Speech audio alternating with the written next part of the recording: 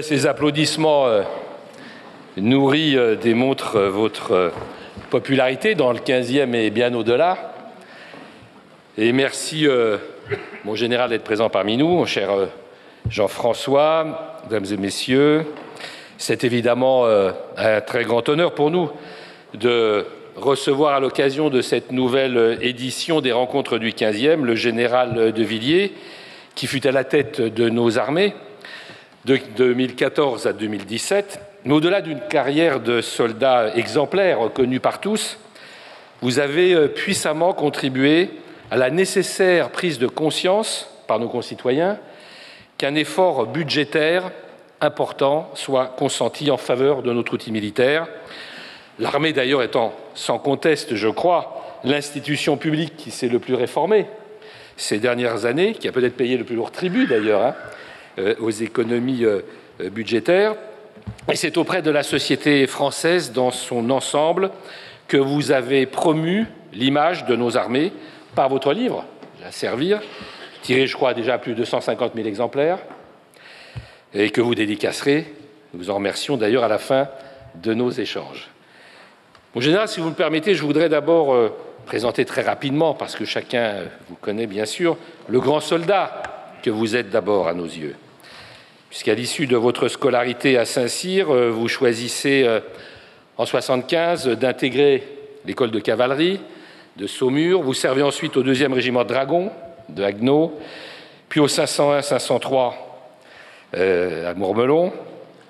Quelques années près, nous avons peut-être pu nous croiser dans ces différentes affectations.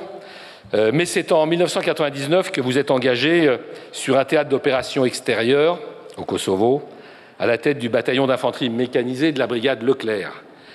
En 2006, vous commandez l'une des 5 zones d'action de l'OTAN en Afghanistan, puis d'autres missions vous attendent, puisqu'en 2008, vous êtes nommé chef du cabinet militaire du Premier ministre d'alors, François Fillon.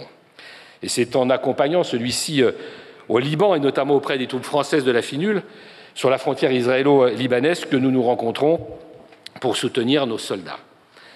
Après 4 années comme major général des armées, vous succédez à l'amiral Guillot en 2014 comme chef d'état-major de nos armées. Alors cette année 2014,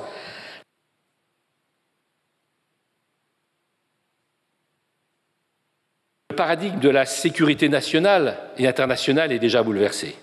Le monde tremble en effet le long d'un arc de crise qui va du Sahel à l'Afghanistan, et la menace se fait sans cesse plus précise, plus immédiate, y compris pour nos propres intérêts nationaux. Les États déstabilisés par les printemps arabes deviennent des foyers de développement du terrorisme islamiste. Et la France, du fait de son implication géopolitique et de son histoire propre, est en première ligne. Et encore, voilà quelques jours en plein Paris. Notre pays sera frappé dès janvier 2015, les attentats de Charlie Hebdo, de l'Hypercacher, suivis par bien d'autres. Et c'est à vous qu'il appartient alors de coordonner non seulement la riposte au Levant, mais également la sécurisation de la bande sahélo-saharienne dans le cadre des opérations Chamal, au cours de laquelle notre groupe aéronaval et nos avions sont engagés en Syrie et en Irak, et Barkhane, au profit de laquelle 4 500 soldats sont déployés jusqu'à aujourd'hui encore sur une zone vaste comme l'Europe, entre le Mali et le Niger. Mon général, vous connaissez bien sûr mieux que quiconque l'état de nos forces, sur le plan technique comme sur le plan humain et moral, car vous avez toujours accordé, je crois, la première place aux hommes et aux femmes qui servent dans nos armées. Comme chef d'état-major, vous étiez donc en capacité d'exposer les préoccupations de nos armées, confrontées principalement à la conjonction de réductions budgétaires et d'effectifs massifs et à la multiplication de nos engagements. Mais votre rôle, et je dirais votre personnalité, si vous le permettez, votre caractère même, à un moment où l'armée française était mise à rude épreuve, déployée tout à la fois, comme je le disais, sur de multiples théâtres extérieurs et en même temps sur le territoire national, dans le cadre du dispositif Sentinelle, vous commandait d'alerter le pouvoir politique, et ce dès 2016 d'ailleurs, sur l'urgence de consentir un effort en vue de la régénération des effectifs comme des matériels. Dans le contexte dont chacun se souvient, votre voix a recueilli un écho inédit. Mais en tant qu'ancien parlementaire, je crois pouvoir parler aussi au nom de Jean-François, il me paraît plus que nécessaire que les personnalités, notamment qui occupent de hautes fonctions dans l'État, auditionnés par les commissions parlementaires, exposent l'état réel de la situation. Je dirais que c'est même leur devoir. Sans jamais vous départir de la réserve que vous deviez à l'institution militaire, vous avez su placer ces enjeux vitaux au cœur de la campagne présidentielle. Depuis lors, la nouvelle loi de programmation, même si elle n'est pas tout à fait à la hauteur de ce qu'on pouvait espérer, prévoyant d'engager 198 milliards jusqu'en 2023 pour des besoins affichés à 295 milliards d'ici 2025, avec une progression forte, peut-être au-delà du quinquennat, se rapproche néanmoins de vos préconisations et constitue en cela une amélioration indéniable, même si la vigilance s'impose sur la montée en puissance et sur l'engagement complet des crédits dans les années à venir jusqu'à amener le budget de notre défense jusqu'aux 2% du PIB. Votre plaidoyer en faveur de notre armée et de la préservation de sa capacité d'action marquait les esprits de vos hommes, qu'il suffise de rappeler l'ovation sans précédent qui a accompagné votre départ de Balard le 19 juillet dernier. Je crois qu'un certain nombre d'entre eux, peut-être, sont aussi également ce soir dans la salle. Surtout, il a résonné bien au-delà de l'institution militaire, vous imposant indéniablement, comme autorité morale incontestée, sur les questions militaires notamment, car vous l'avez payé au prix fort, je dirais celui de l'abandon volontaire de ce qui faisait votre raison d'être. Et le succès de votre ouvrage est la preuve, si nécessaire, que votre choix et votre message portent d'une manière singulière. Il est la démonstration que ce beau mot « servir », que vous incarnez si parfaitement à travers votre carrière et votre refus des compromissions, revêt une signification particulière dans une époque en mal de repères, et ce, dans toutes les couches de la société, comme vous le constatez d'ailleurs lors de vos séances de dédicace. Non, servir n'est pas ringard. Non, il n'y a aucune fatalité à la société du zapping. Oui, l'engagement pour la France, qui nous rassemble par-delà nos différences, vaut la peine d'être vécu. Sans jamais vous abandonner au jeu politicien, ce à quoi vous vous refusez avec une constance qui vous honore, vous transposez vers la société les leçons tirées de votre engagement dans l'institution qui porte sans doute au plus haut les valeurs de la République. L'égalité sous l'uniforme, la fraternité d'armes, la liberté qui mérite le sacrifice suprême. Sans oublier l'ascenseur social que l'on dit en panne dans notre pays, mais qui permet encore à un deuxième classe de devenir officier. Au général, votre parole n'est pas seulement réflexive, elle est également performative en ce qu'elle contribue à renforcer le lien armée-nation, quelque peu distendu depuis la fin de la conscription et dans l'attente d'un nouveau service national universel, dont on ne sait pas d'ailleurs très bien encore à quoi il correspondra et quelle forme il prendra après le service civique que, mon cher Jean-François, tu as instauré lorsque tu étais ministre des Sports et de la Jeunesse. Votre ouvrage n'en conserve pas moins sa spécificité militaire. Je dirais même qu'il est peut-être avant tout un livre militaire dans lequel vous exprimez une vision stratégique, celle d'un monde plus instable et imprévisible que jamais et menacé tout à la fois par le terrorisme islamiste, que j'ai eu l'occasion moi-même, à un autre niveau bien sûr, de découvrir en tant que membre de la commission d'enquête parlementaire sur les attentats terroristes, et par le retour des États-puissances qui fait planer le spectre de conflits meurtriers. Nous serons à l'écoute ce soir de votre analyse de la politique mise en œuvre pour la protection de notre pays à laquelle vous avez concouru au premier chef. Au moment où l'OTAN traverse une crise existentielle et où la prévisibilité américaine atteint un sommet, c'est le moins qu'on puisse dire, la France trouve là une responsabilité historique dans une Europe qui n'a d'autre choix que de prendre en main sa sécurité, comme le dévoilait encore récemment d'ailleurs Angela Merkel. Car elle demeure le seul pays de l'Union disposant d'un siège permanent au Conseil de sécurité, d'une capacité nucléaire autonome et d'un modèle complet d'armée finalement.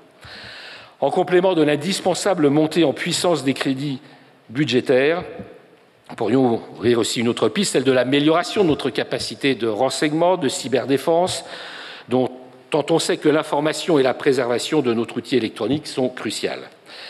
Vous êtes donc le bienvenu à plus d'un titre dans cette mairie, d'abord parce que je suis très heureux de vous y retrouver, que vous ayez accepté notre invitation à Jean-François et à moi-même. Vous y êtes ensuite le bienvenu parce qu'il n'est pas une seule mairie qui ne s'enorgueillerait de vous recevoir, et d'ailleurs plusieurs l'ont fait et continueront à le faire, mais également parce que notre arrondissement a une spécificité. Il relève, pour pas le cas de tous les arrondissements dans Paris, loin s'en faut, d'une longue tradition militaire que nous souhaitons à la fois approfondir et prolonger avec Jean-François, qui fut membre de la commission de la Défense, d'ailleurs, à l'Assemblée nationale, et même rapporteur du budget des anciens combattants, et qui reste très impliqué dans ces questions. Le 15e lieu d'implantation du nouveau ministère des Armées, ce qui n'est pas rien, et ce que nous avons beaucoup appuyé, dont vous fûtes le premier chef d'état-major, et où d'ailleurs j'accompagne régulièrement des élèves du 15e assistés au lever des couleurs. Notre arrondissement fut celui du champ de manœuvre d'Issy, de la Cité de l'Air, du premier train, du bassin des Carennes, de la Marine, et il accueillera bientôt, d'ailleurs au parc Citroën, le monument national dédié aux soldats tombés pour la France en opération extérieure. J'ai voulu aussi, modestement, mais quand même, que l'espace public du 15e permette de commémorer et honorer les grands soldats, je dirais même les héros, dont nous souhaitons qu'ils représentent à l'intention de notre jeunesse des exemples pour le présent et pour l'avenir. Le pont de Grenelle, rebaptisé en pont des cadets de Saumur, que nous avons d'ailleurs inauguré ensemble. La rue du Général de Boissieu, longeant le nouveau ministère que j'inaugurerai bientôt, ou encore la voie que nous voulons dédier au colonel Beltrame, après le vœu que j'ai fait adopter à l'unanimité, voilà quelques semaines, au dernier Conseil de Paris, mais aussi les 3 squares dédiés à des femmes qui se sont battues, parfois sacrifiées pour la France, le square Nicole de Haute-Cloque, dans un contexte un peu militaire d'ailleurs, d'habitat un peu militaire, le square Eugénie Jandy, opératrice radio, héroïne de la Seconde Guerre mondiale, exécutée en 1945, le jardin Caroline Aigle, première femme pilote de chasse, où sera implanté le monument OPEX d'ailleurs. Je saisis cette occasion pour dire aux anciens combattants et aux militaires présents ce soir toute mon admiration et celle de nos concitoyens. Ils savent combien nous tenons à les honorer avec mon adjoint Jean-Manuel Hu. Je remercie aussi les nombreux élus présents ce soir, notamment lors de commémorations que nous voulons toujours imposantes et des parcours de mémoire que nous développons dans un arrondissement dont je rappelle qu'il a été tellement martyrisé par l'occupant du stand de tir de Ballard, au Veldiv et aux 5 martyrs du lycée Buffon notamment. J'ai voulu ainsi que nous nous inscrivions dans cette longue et ancienne tradition qui a fait au cours de l'histoire dénommer tant de nos rues et de nos boulevards des noms de généraux de la Révolution et de l'Empire, Lecourbe, Cambronne, Lefebvre, plus contemporains aussi, Valin, Étienne, et même cette magnifique salle des fêtes dans laquelle nous nous trouvons, restaurée récemment et du coup classée monument historique, qui fut inaugurée, et cela figure juste au-dessus de votre tête, par le maréchal Lyautey, qui figure dans ce médaillon, qui est une inépuisable source d'inspiration, pour vous, mon général d'ailleurs, je le sais, lui qui disait, et je le cite, « Le chef doit avoir ses lanternes ouvertes sur tout ce qui fait l'honneur de l'humanité ». Puissent donc ces lieux inspirants et cet auditoire attentif, je vous en remercie, faire honneur à la parole que vous êtes venu nous apporter, mon général. Et nous vous écouterons animés en quelque sorte par un état d'esprit comparable à celui des élèves officiers de Saint-Cyr dont vous fûtes et qui illustre si parfaitement leur devise éclairée, ils s'instruisent pour vaincre. J'y ajouterai la vôtre, si vous le permettez, mon général, car elle résume bien finalement votre vision du monde que je crois ici beaucoup partagent. Mon âme à Dieu, mon corps à la patrie, mon cœur à ma famille. Merci.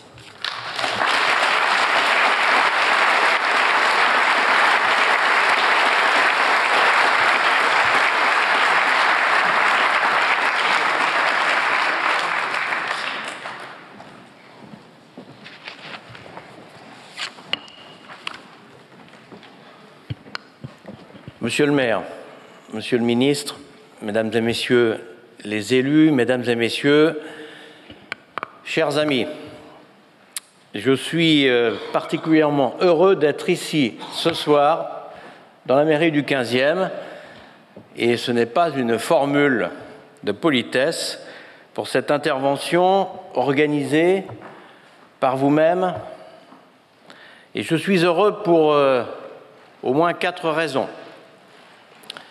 La première, c'est que je suis accueilli par des élus que je connais depuis longtemps. Philippe Goujon, maire du 15e, particulièrement à sa tâche et qui fait honneur à la politique, en tout cas c'est mon avis. Jean-François Lamour, qui a été un membre particulièrement actif de la Commission de la Défense, qui a toujours soutenu les armées depuis de nombreuses années et qui est un expert pour tous les sujets de défense et de sécurité, je tenais à leur dire combien ils ont fait partie du lien extrêmement étroit que j'ai eu avec les élus de la République. Je me suis beaucoup engagé dans cette information nécessaire à leur égard. J'en ai payé le prix, mais je ne regrette rien.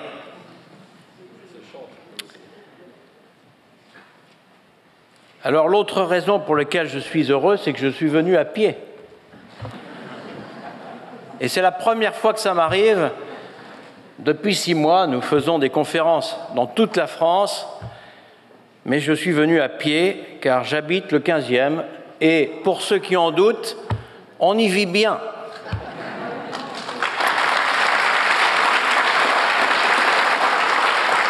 La troisième raison pour laquelle je suis heureux, croyez-moi, vous l'avez évoqué, c'est que entre 2009 et 2015, un des dossiers les plus lourds de la transformation de nos armées a été la préparation du déménagement à Balard. J'étais à son origine, à l'époque, au cabinet de François Fillon, quand la décision a été prise, et j'ai été à sa réalisation finale, puisque j'ai déménagé moi-même en juin 2015 depuis le boulevard Saint-Germain. Ça a été le signal que c'était rédhibitoire et irrévocable, mon déménagement sur place. C'était un gros dossier, c'était très compliqué, une belle manœuvre, et comme on n'en a pas parlé, ça veut dire que c'était un grand succès. Nous avons continué à mener les opérations comme si de rien n'était et à nous réformer dans le plus grand silence. La dernière raison, c'est que je viens vous parler de mon livre et que c'est toujours un grand plaisir de vous expliquer pourquoi j'ai écrit ce livre et ce qu'il y a dedans. Pourquoi d'abord? Tout simplement parce que j'ai constaté que les Français sont de plus en plus intéressés par les sujets de défense, qu'ils veulent savoir et qu'ils veulent qu'on leur explique. La deuxième raison, c'est qu'après 43 années passées dans les armées, au service de la France, j'ai estimé modestement et humblement que j'avais des choses à transmettre et le mieux, c'est de les écrire. Ce livre, je le portais en moi depuis longtemps. Je pense que je l'aurais écrit, quelles que soient les circonstances de mon départ, et je l'ai voulu calme, serein et sans polémique, car c'est mon état d'esprit. Je suis sans aucune rancœur et je crois pouvoir vous dire, puisque je vois beaucoup de Françaises et de Français depuis quelques mois, dans toute la France, que ce soit dans les milieux urbains ou ruraux, que les Français veulent du calme, de l'unité, de l'espérance, et ils ne veulent plus de polémique. Alors je voulais vous parler très sincèrement de mon livre, et très simplement, en quelques minutes, en partant pour un chef militaire, vous ne serez pas surpris de la menace, des menaces, en vous expliquant pourquoi la guerre change de visage, et puis, dans une troisième partie, peut-être vous expliquer ce que j'ai appelé le partage du fardeau de la coopération internationale, car la France est un grand pays, mais elle ne résoudra pas seule l'ensemble des problèmes auxquels elle est confrontée. Ensuite, je voudrais terminer en vous disant ce que font les armées, vous l'avez évoqué, et peut-être le plus important, ce qu'elles sont. Pourquoi des jeunes de 20 ans aujourd'hui rentrent chez nous, ils restent, ils sont heureux en envisageant d'aller jusqu'au sacrifice suprême pour votre protection, pour le service de la France. Alors d'abord, pourquoi ce monde est dangereux et pourquoi j'ai estimé qu'il était suffisamment dangereux pour m'engager à plein dans cette résolution du grand écart entre l'accroissement des menaces et la baisse du budget. Ce monde est dangereux, mais il est surtout très instable, sous le coup de 2 lignes de conflictualité qui sont distinctes, mais en fait pas disjointes. Vous les avez citées. La première grande ligne de conflictualité, c'est le terrorisme islamiste radical, qui nous a frappés en Europe, en France, qui frappe dans le monde entier, avec deux types de vecteurs. Le premier, des réseaux. On en a démantelé un certain nombre et il semblerait bien qu'un des cœurs principaux mondiaux de ces réseaux, c'était en Syrie et en particulier à Raqqa. Et puis le deuxième, des individus radicalisés, brutalement ou pas, plutôt jeunes, généralement français, pour la France, et c'est le cas dans les différents pays, et qui obéissent à une idéologie qui instaure la violence, la barbarie, non pas en moyen, mais en fin. L'objectif est d'imposer par la barbarie son code social à nos sociétés, en convainquant les masses pauvres de ces pays considérés de rejoindre leur combat. Et la violence est absolument inédite et un objectif. Alors, 3 lieux de radicalisation principaux pour ces jeunes, parce qu'ils sont globalement jeunes. D'abord, la prison. Incontestablement, en prison, on se radicalise. Ensuite, dans un certain nombre de lieux de culte, mosquées, radicalisées. Et puis le troisième, qui est un lieu sans visage, les réseaux sociaux, tous les réseaux sociaux dans leur large acception, qui contribuent largement à accélérer, à accentuer ce phénomène, et de manière totalement transnationale, transfrontalière et internationale.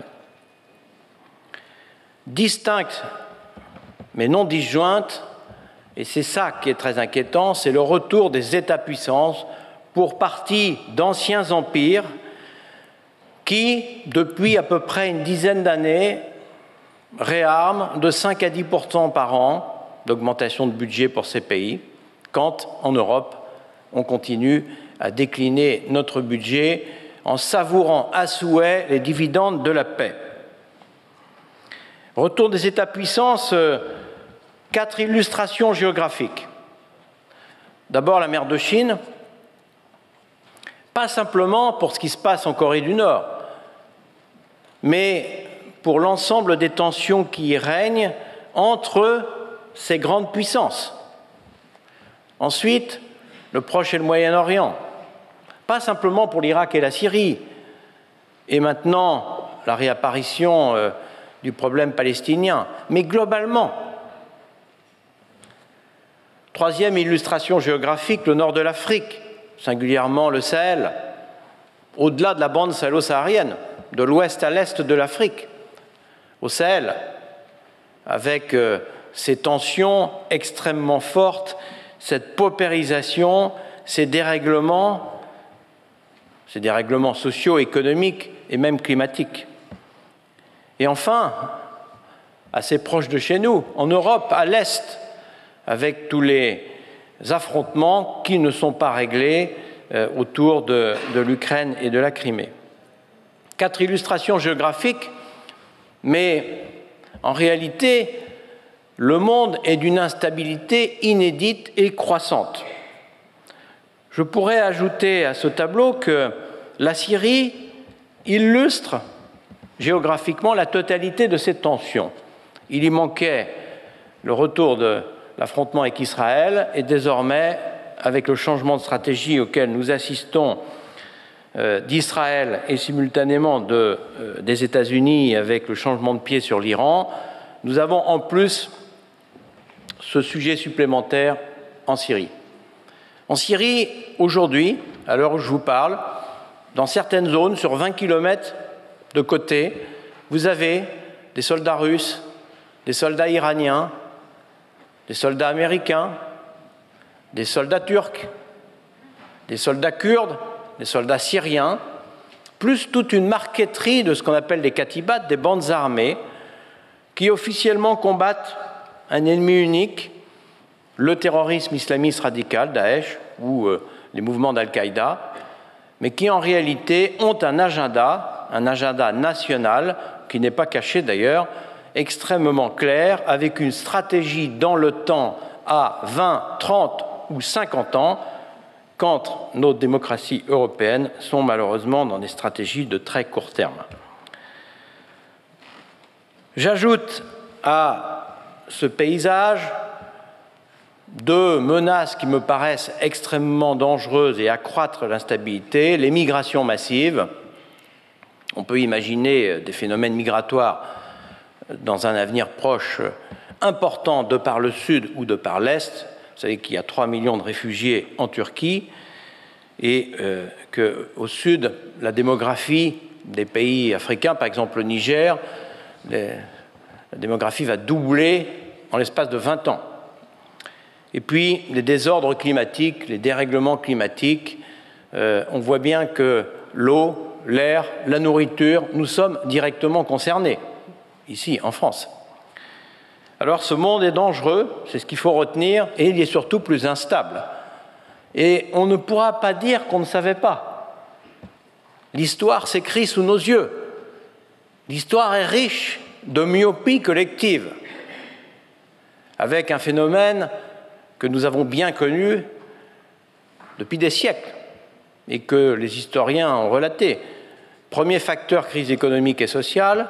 Deuxième facteur, comme on n'a pas d'argent, myopie politique sur l'état de la dangerosité et de la menace. Troisième facteur, lâcheté des chefs militaires qui disent « nous, on a tout dit, on ne peut rien faire de plus ». Ça s'appelle la défaite.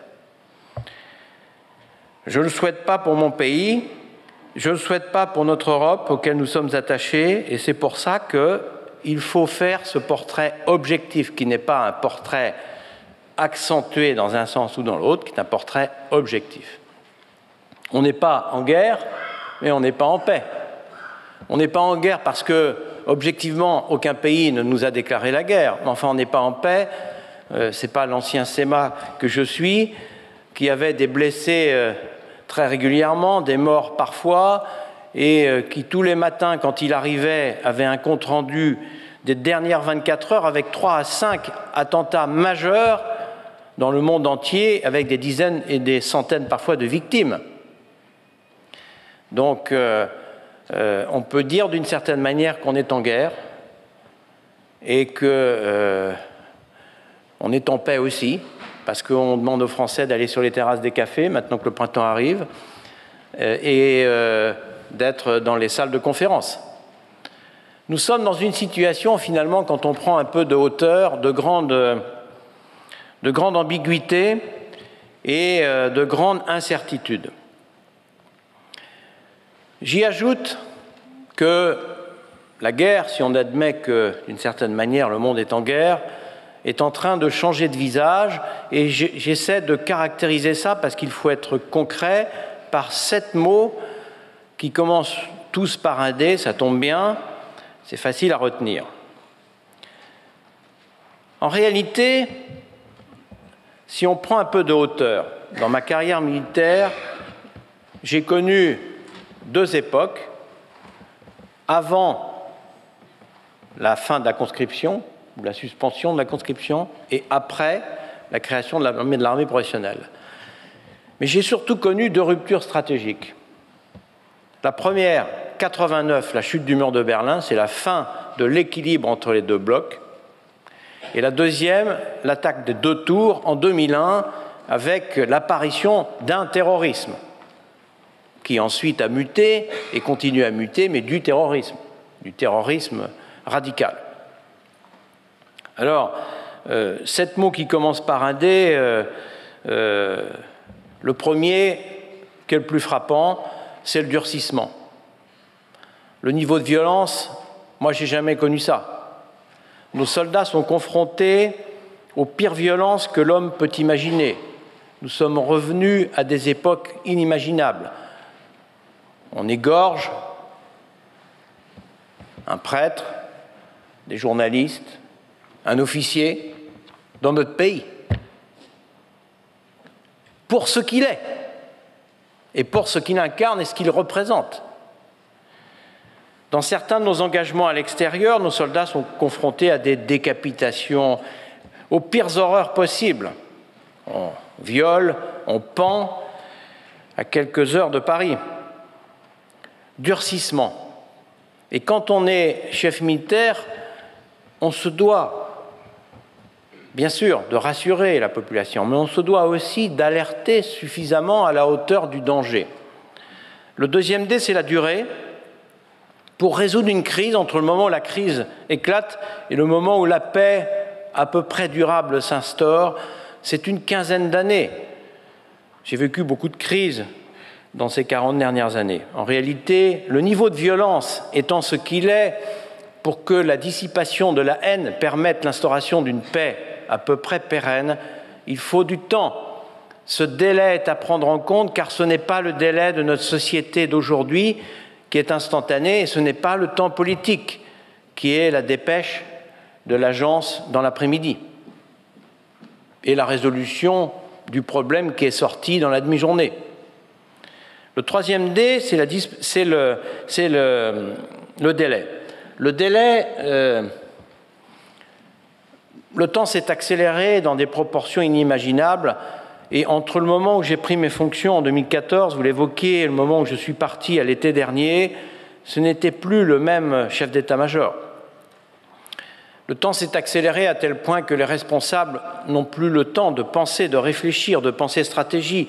On est dans le temps court permanent. On est dans la gestion de la crise immédiate et nous ne sommes plus dans la vision et la stratégie. C'est ce que j'ai envie de faire maintenant. La dispersion, les soldats français sont engagés de par le monde et ça pose une difficulté pour conduire toutes ces guerres logistiques, de commandement. Cette dispersion, je la mesure avec les engagements au Levant, en Afrique, les forces de présence, les forces de souveraineté dans nos DOMCOM, partout, finalement. C'est une dimension qu'il faut prendre en compte. Ce n'est pas faire le jeu de la mondialisation que de parler de ça. C'est la réalité. On peut rêver d'une France souveraine, unique et existentielle seule, mais le rêve est un cauchemar si on ne veut pas envisager que nos sujets se résoudront de manière mondiale et que cette dispersion, elle existe. Les États-puissances et l'islam radical sont partout. La dissémination, c'est essentiellement les bandes armées, l'armement qui a transité ces 30 dernières années au gré des différents conflits. On a eu l'ex-Yougoslavie, on a eu la Libye et bien d'autres engagements comme en Afghanistan, le pacte de Varsovie qui a explosé et un certain nombre de bandes armées sont équipées d'armements qu'ils ne devraient pas avoir. Et cette dissémination est très grave. Par exemple en matière de solaire, mais dans d'autres types d'équipements. La désinhibition, je veux vous en parler car c'est un vrai sujet profond pour un chef militaire. Comment rester calme et serein, comment maîtriser le feu, comment ne pas tomber dans la violence extrême quand votre camarade est blessé ou tué à côté de vous, quand vous voyez les pires horreurs. Il faut rester dans le conflit, dans le droit des conflits armés, dans les conventions de Genève. Le risque d'une forme de désinhibition est très grand et notre éthique, qui est en fait l'esthétique du cœur, en quelque sorte, notre éthique militaire fait honneur aux armées françaises, mais le risque est là. Le dernier D, le septième, c'est la digitalisation. C'est un phénomène à la fois mondial et sociétal qui touche tout le monde. Pour l'armée, ça se manifeste par l'engagement en matière de cyberdéfense, cyberguerre. Et bien sûr, c'est un champ nouveau, immense, c'est un dé qu'il faut prendre en compte. Je vous ai prononcé le mot ambiguïté, si on veut résumer tout ça. Je crois que nous sommes dans une période ambiguë entre la paix et la guerre, je vous l'ai dit, mais entre des États qui se conduisent comme des bandes armées et des bandes armées qui se prétendent être des États, des frontières complètement dépassées, l'ordre westphalien à l'intérieur des frontières, c'est un concept dépassé, le temps politique et le temps médiatique. Le temps politique est censé être le temps long, celui de la stratégie, le temps médiatique qui est le temps de l'immédiateté. Nous sommes dans une forme d'ambiguïté qu'il faut prendre en compte pour y répondre et apporter une vision de la stratégie et un peu plus de certitude, tout en conservant l'agilité nécessaire et la flexibilité qui permettront de faire face.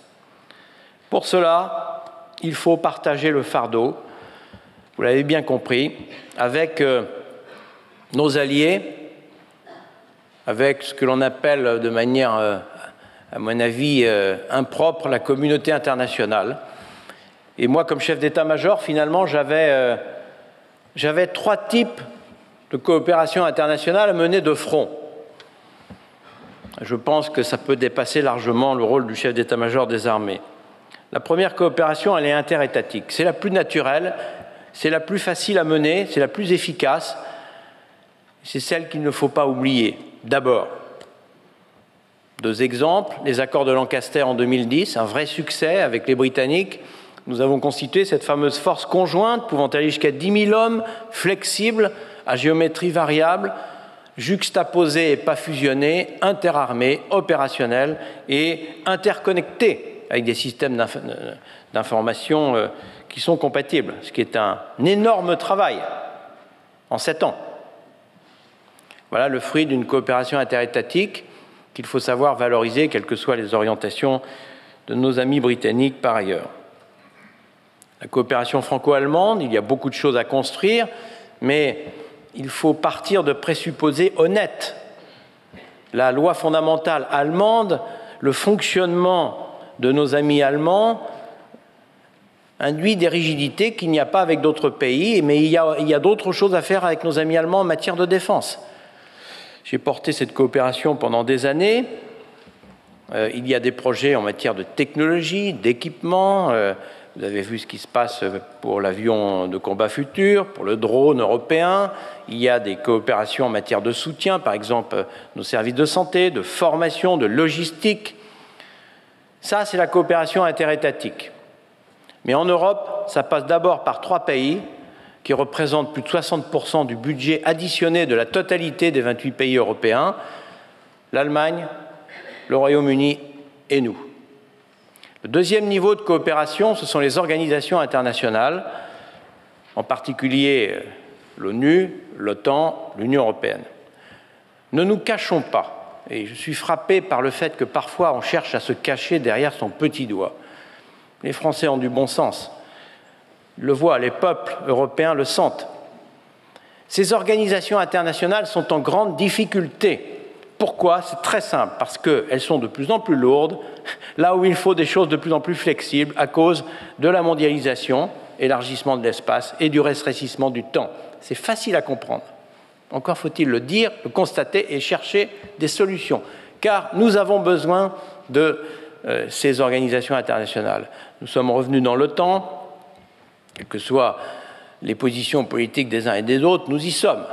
Et à titre personnel, je note que la France, le chef d'état-major des armées françaises, était le 2e pays le plus important dans l'organisation otanienne, parfois le 1er parce que finalement les petits pays viennent facilement parler au français, un peu plus qu'à l'américain, et j'étais le véritable numéro 2.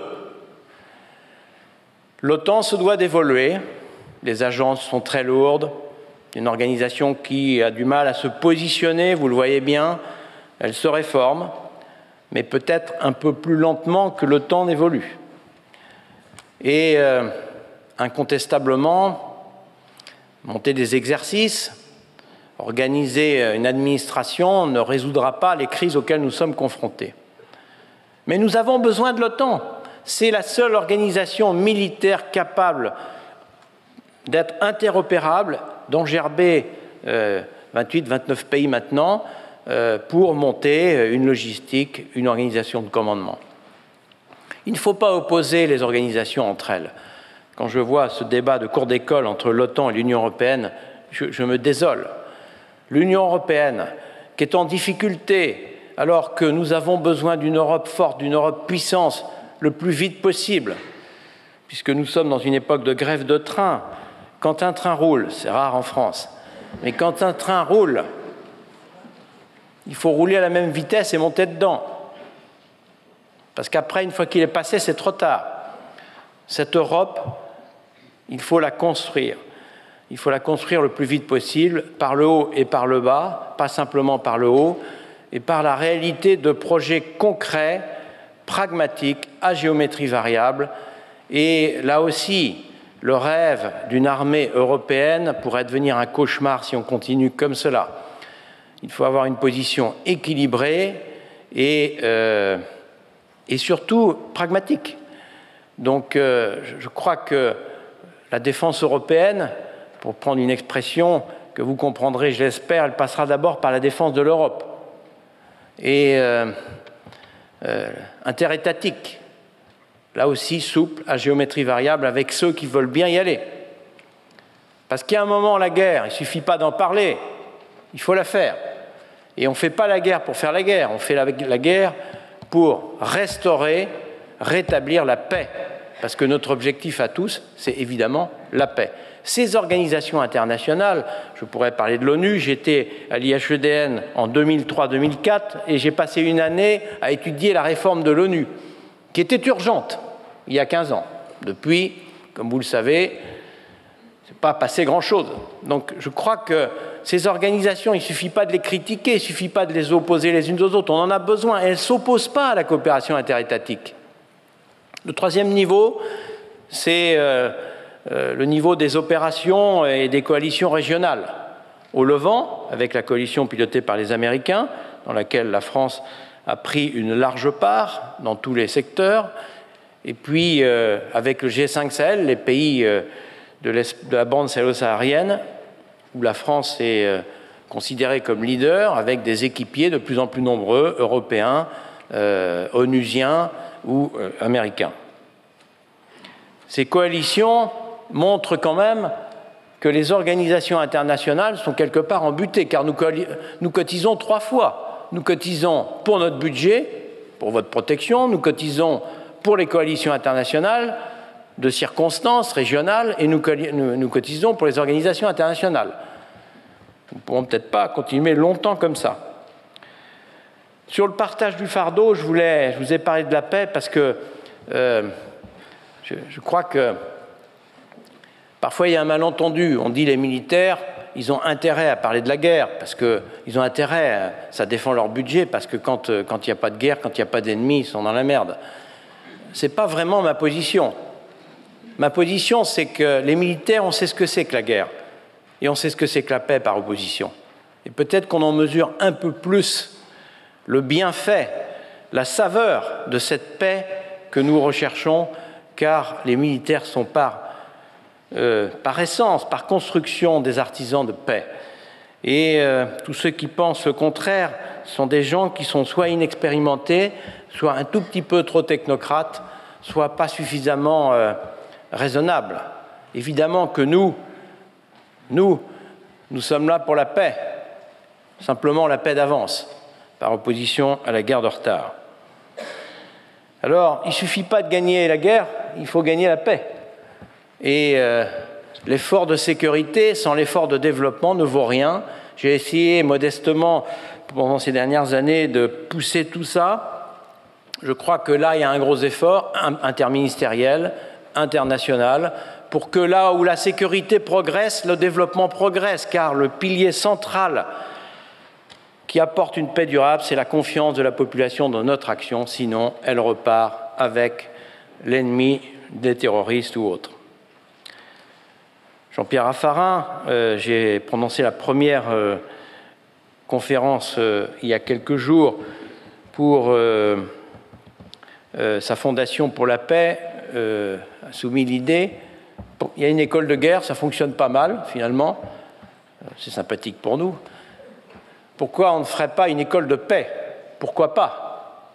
Parce que l'objectif à tous et à toutes, c'est bien la paix. Sécurité, développement. Voilà, partage du fardeau, ça ne veut pas dire qu'il faut opposer la coopération internationale au patriotisme et au service du pays. Je me navre de voir ces idéologies s'affronter, très franchement. C'est un peu ridicule par rapport à la complexité actuelle du monde. Évidemment que nous avons une belle armée. J'ai été à sa tête, j'ai eu cet honneur. Nous avons 3 armées exceptionnelles avec aujourd'hui, on peut le dire, 30 000 soldats en posture opérationnelle à l'heure où je vous parle, qui font de nos armées les deuxièmes engagées en opération au monde. Mais c'est parce qu'elles sont de cette qualité que je me suis battu pour que ceci se concrétise dans la durée. Je m'occupe, entre autres, dans mes activités actuelles, de stratégie pour les grandes organisations, et je sais que quand on est au sommet, la vraie difficulté, c'est d'y rester. C'est comme pour les sportifs de haut niveau.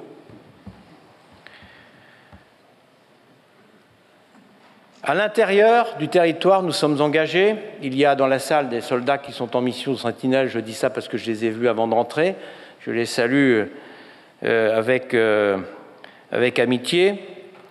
Mais la protection du territoire, ce n'est pas que Sentinelle. La protection du territoire, c'est la protection des côtes avec la marine, contre tous les trafics, tous les flux. Il y en a de plus en plus. La protection de l'espace aérien avec l'armée de l'air, un exemple. À l'heure où je m'adresse à vous, il y a des avions en alerte 7 minutes qui protègent l'espace aérien. Et croyez-moi, il y a des tentatives d'intrusion, évidemment. Vous avez lu ça, par exemple, par des avions russes qui voient comment nous passons en compte leurs bombardiers remplis de 13 tonnes quand même d'explosifs entre le nord, le sud de l'Europe ou ensuite la Méditerranée. Protection au sol de nos emprises, des points sensibles, sachant qu'il y a une différence par rapport à ma première partie de carrière, c'est qu'on préparait la guerre contre des spetsnaz qui allaient être parachutés. Là, notre ennemi, il est dans la population. La population est notre ami, mais l'ennemi est dans la population. Donc il faut quand même en être conscient. Engagement à l'intérieur, inédit depuis la Ve République, avec des soldats qui, de temps en temps, font feu sur notre sol national, avec leurs armes de guerre. Et puis, à l'extérieur, on l'a évoqué, au Levant, ce n'est pas parce que nous avons éradiqué Daesh en Irak et largement fait reculer Daesh et les autres mouvements en Syrie que le problème est réglé. Gagner la paix, c'est parfois plus difficile que gagner la guerre, mais il n'y a pas de solution militaire en Irak et en Syrie. L'action militaire ne doit être là que pour apporter un aspect de la solution qui doit être une solution stratégique et politique avec un grand P. À l'extérieur, partout où il y a des crises, nous étions en République centrafricaine, partout où il y a des crises, nous intervenons avec des délais inédits qui font de nous, je vous l'ai dit, à égalité de qualité avec les Américains dans tous les secteurs. Je vous ai parlé de l'armée de terre, de la marine, de l'armée de l'air, mais aussi du cyber. Nous sommes dans le peloton de tête en matière de cyber et nous avons pris ce virage en 2009. Nous sommes évidemment là aussi au bon niveau dans l'espace satellitaire, partout. C'est ça un modèle global, vous avez évoqué ce terme. Modèle global, modèle capable de répondre à toutes les menaces. Et la menace terroriste, islamiste dans un désert, ce n'est pas la même que la menace d'un État-puissance en mer, en l'air ou à terre. Et il faut prévoir, c'est le rôle des militaires. Voilà, nous avons été 30% au-dessus de nos capacités, en gros, depuis janvier 2015, premier attentat. C'est ce qui a fait que nos armées ont souffert, tout en se transformant radicalement. J'ai un chapitre dans mon livre, le chapitre 4, qui évoque cette transformation. J'aimerais que tout le monde, dans la fonction publique, ait cette chance de se transformer autant. Je constate que ça n'a pas été le cas avec la Revue générale des politiques publiques, puisque nous avons représenté plus de 50% de la suppression de la totalité des effectifs de l'État. Il est temps que cela change. Nous avons déjà tout donné. Ce n'est plus possible. Voilà, le rôle d'un haut fonctionnaire, c'est de dire la vérité et d'éclairer le personnel politique. En tout cas, c'est ma conception. La loyauté, la vraie, c'est de dire la vérité.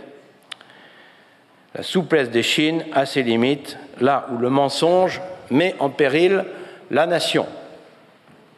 Alors, je me réjouis, vous les avez évoquées, des décisions qui ont été prises. C'est une avancée. Je m'en réjouis d'autant plus que moi, j'ai été amené à avoir un désaccord de fond et de forme avec le président de la République. Et sur le désaccord de fond, je ne voyais pas comment on pouvait augmenter le budget de la défense en commençant par annuler 850 millions d'euros. C'est une logique qui m'échappait et qui ressemblait étrangement à la logique que j'ai connue depuis 1993, première partie du livre blanc. Ce monde est de plus en plus dangereux. Deuxième partie, voilà pourquoi l'effort de défense doit baisser. Un moment où il faut être cohérent. Alors, il faut régénérer les forces. Ce n'est pas à vous deux que je vais l'expliquer, mais régénérer, ça veut dire que c'est tout de suite. Et c'est pour ça que moi, je voulais 2 milliards par an jusqu'en 2025. Ça tombait rond et la ligne était droite. Moi, je préfère les lignes droites. Et là aussi, régénérer, ça veut dire donner du fonctionnement. Ça veut dire des gilets pare-balles, de la protection des hommes, des équipements, des emprises, parce que la menace, elle est là. Et que nous, ce n'est pas des papiers qu'on sort, ce n'est pas des tableaux comptables, ce n'est pas de l'argent, c'est des vies humaines dont nous sommes comptables. Ce n'est pas la même chose. Après, il faut moderniser dans la durée jusqu'en 2025 pour arriver aux 2% de la richesse nationale, ce qui a été inscrit dans le projet de loi de programmation militaire, qui j'espère sera voté dans les semaines qui viennent, 2019-2025. 3 points de vigilance.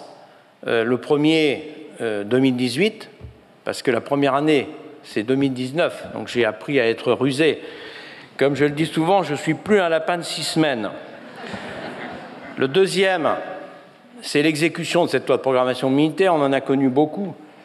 L'ancienneté, le privilège des cons, mais c'est aussi le privilège de l'expérience, quand même. Donc, souhaitons qu'elle soit exécutée, effectivement. Et puis le troisième, qui est plus important, quand même, c'est qu'on augmente d'1,7 milliard par an, entre 19 et 22, et de 3 milliards entre 23 et 25. On fait 1 500 d'effectifs de plus pendant le quinquennat, et on fait 3 000 de plus par an hors quinquennat.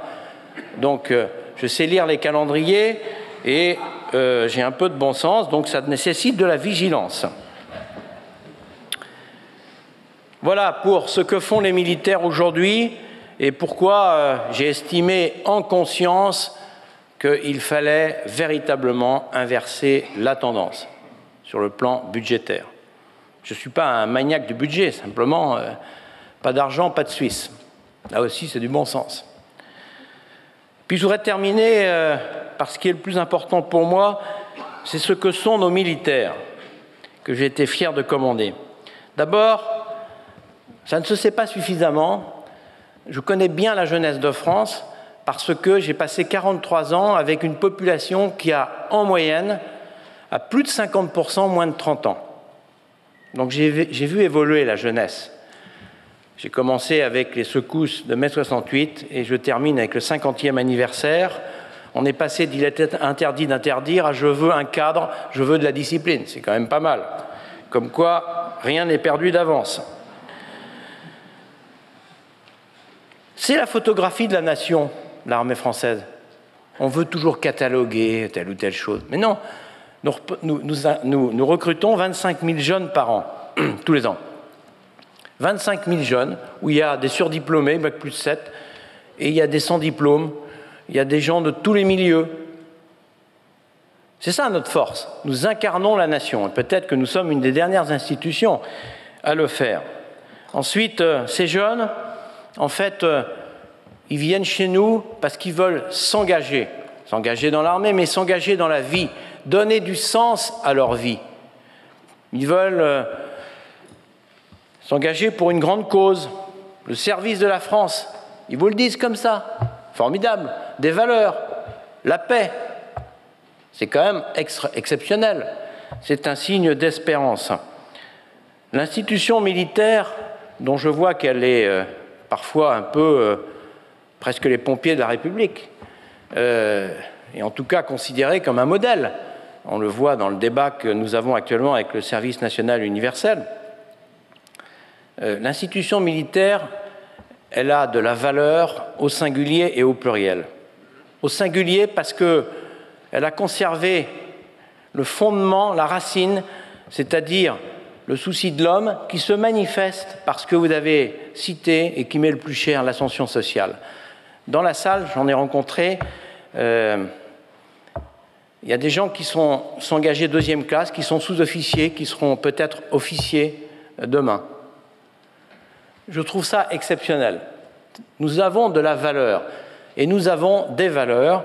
Nous avons évolué, nous nous sommes transformés, mais nous avons conservé ce socle de valeurs qui fait une institution pérenne, qui fait ce qui manque parfois dans notre société, une colonne vertébrale, et qui fait que les jeunes viennent chez nous pour trouver aussi cette sorte de famille.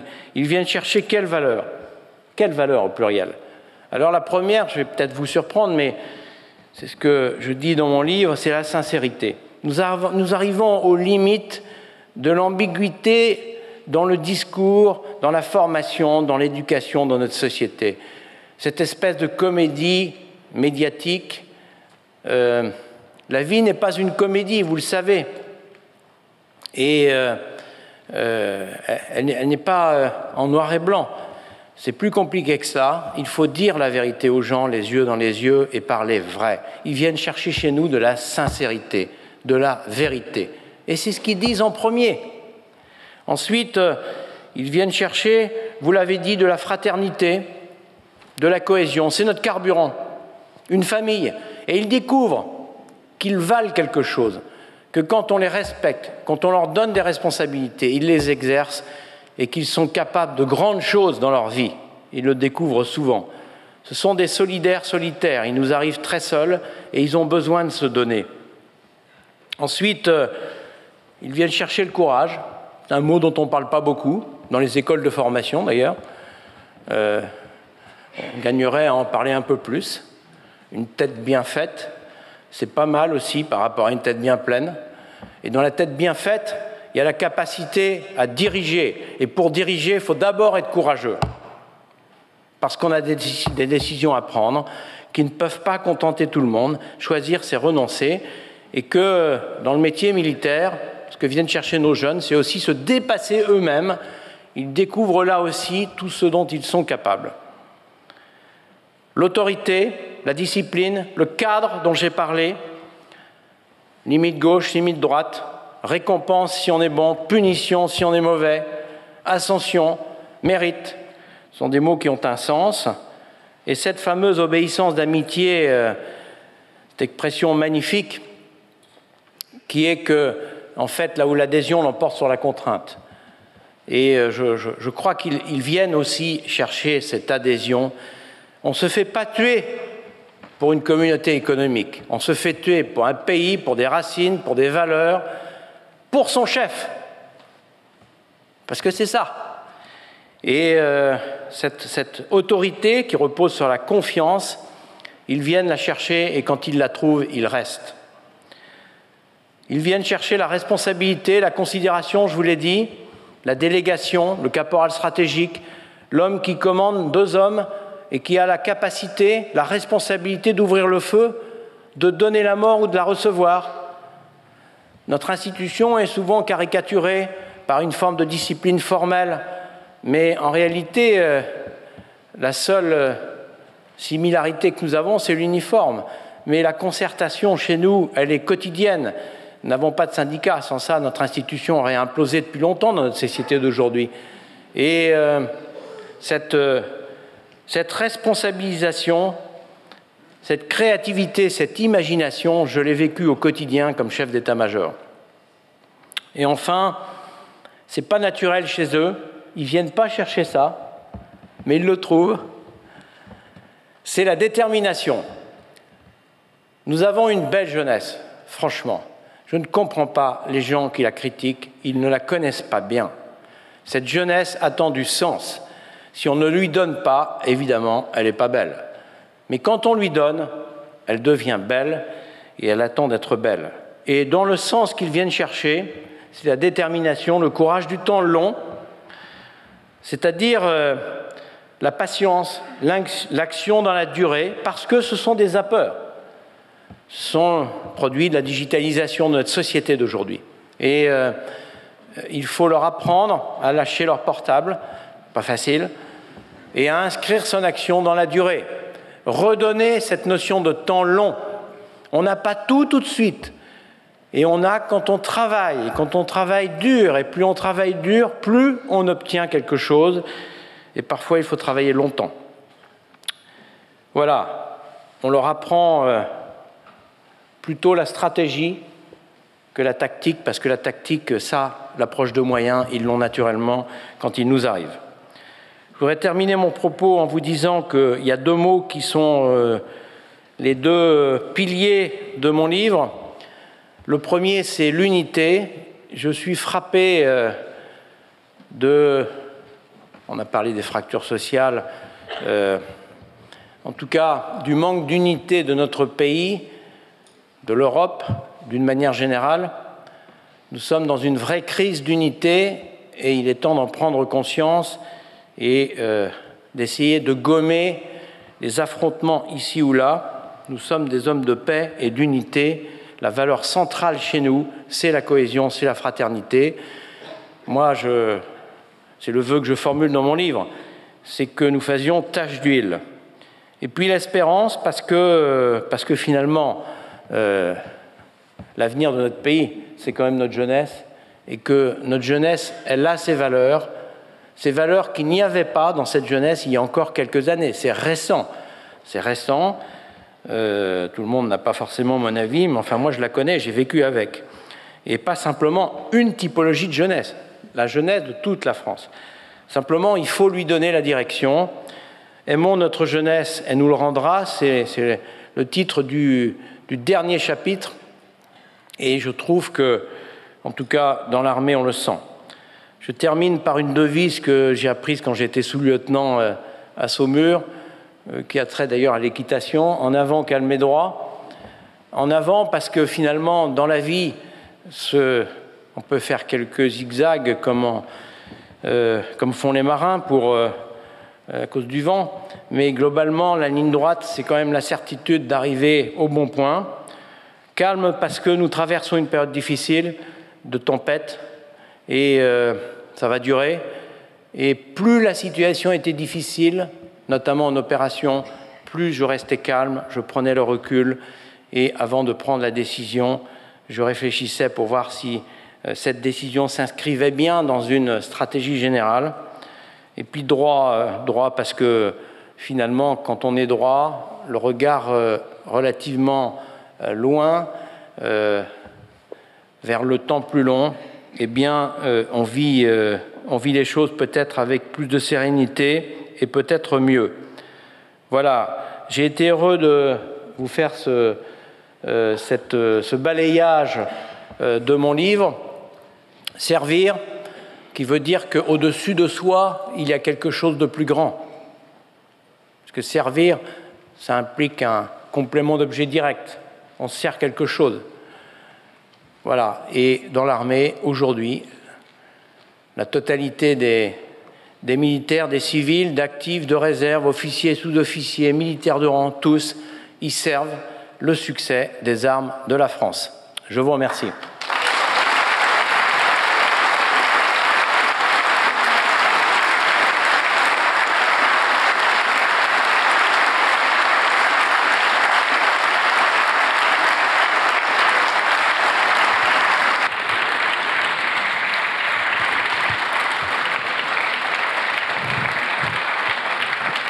Merci, mon général, de nous avoir exposé avec tant de sincérité et d'authenticité votre analyse, votre vision stratégique des défis auxquels nous sommes confrontés. Je dirais surtout, et c'est à la fin de votre exposé, de nous avoir mieux fait apprendre les valeurs qui sont celles non seulement du monde militaire d'ailleurs, mais qui sont celles de beaucoup de nos concitoyens et de notre jeunesse, pour peu effectivement qu'on la guide un peu. Donc maintenant, nous allons passer à la seconde partie de notre conférence, de notre réunion, peut-être pendant une petite demi-heure de questions auxquelles le général de Villiers a bien voulu répondre, à la suite de quoi il pourra dédicacer son ouvrage pour ceux d'entre vous qui souhaitent l'acquérir. Je sais que vous êtes nombreux. Donc la première question sera posée par Jean-François Lamour. Au hasard. Volontaire désigné d'office. Oui, tu as raison. Mon général, merci pour votre exposé, toujours aussi clair, toujours aussi empreint de vérité. Et je le dis à cette assistance qui a été extrêmement attentive à vos propos, ça me rappelle étrangement l'ambiance qui régnait à la commission de la Défense.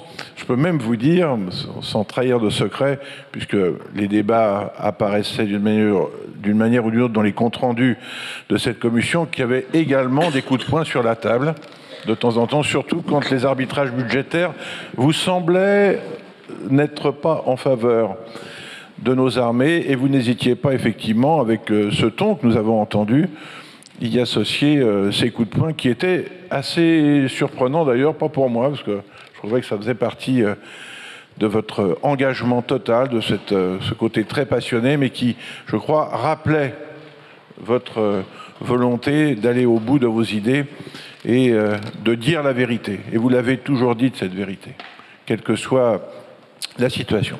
En général, une question brève, mais qui va peut-être nécessiter un certain nombre de réponses peut-être un peu plus complexes. Vous l'évoquez dans votre ouvrage, et c'est du niveau stratégique, je veux parler de la dissuasion.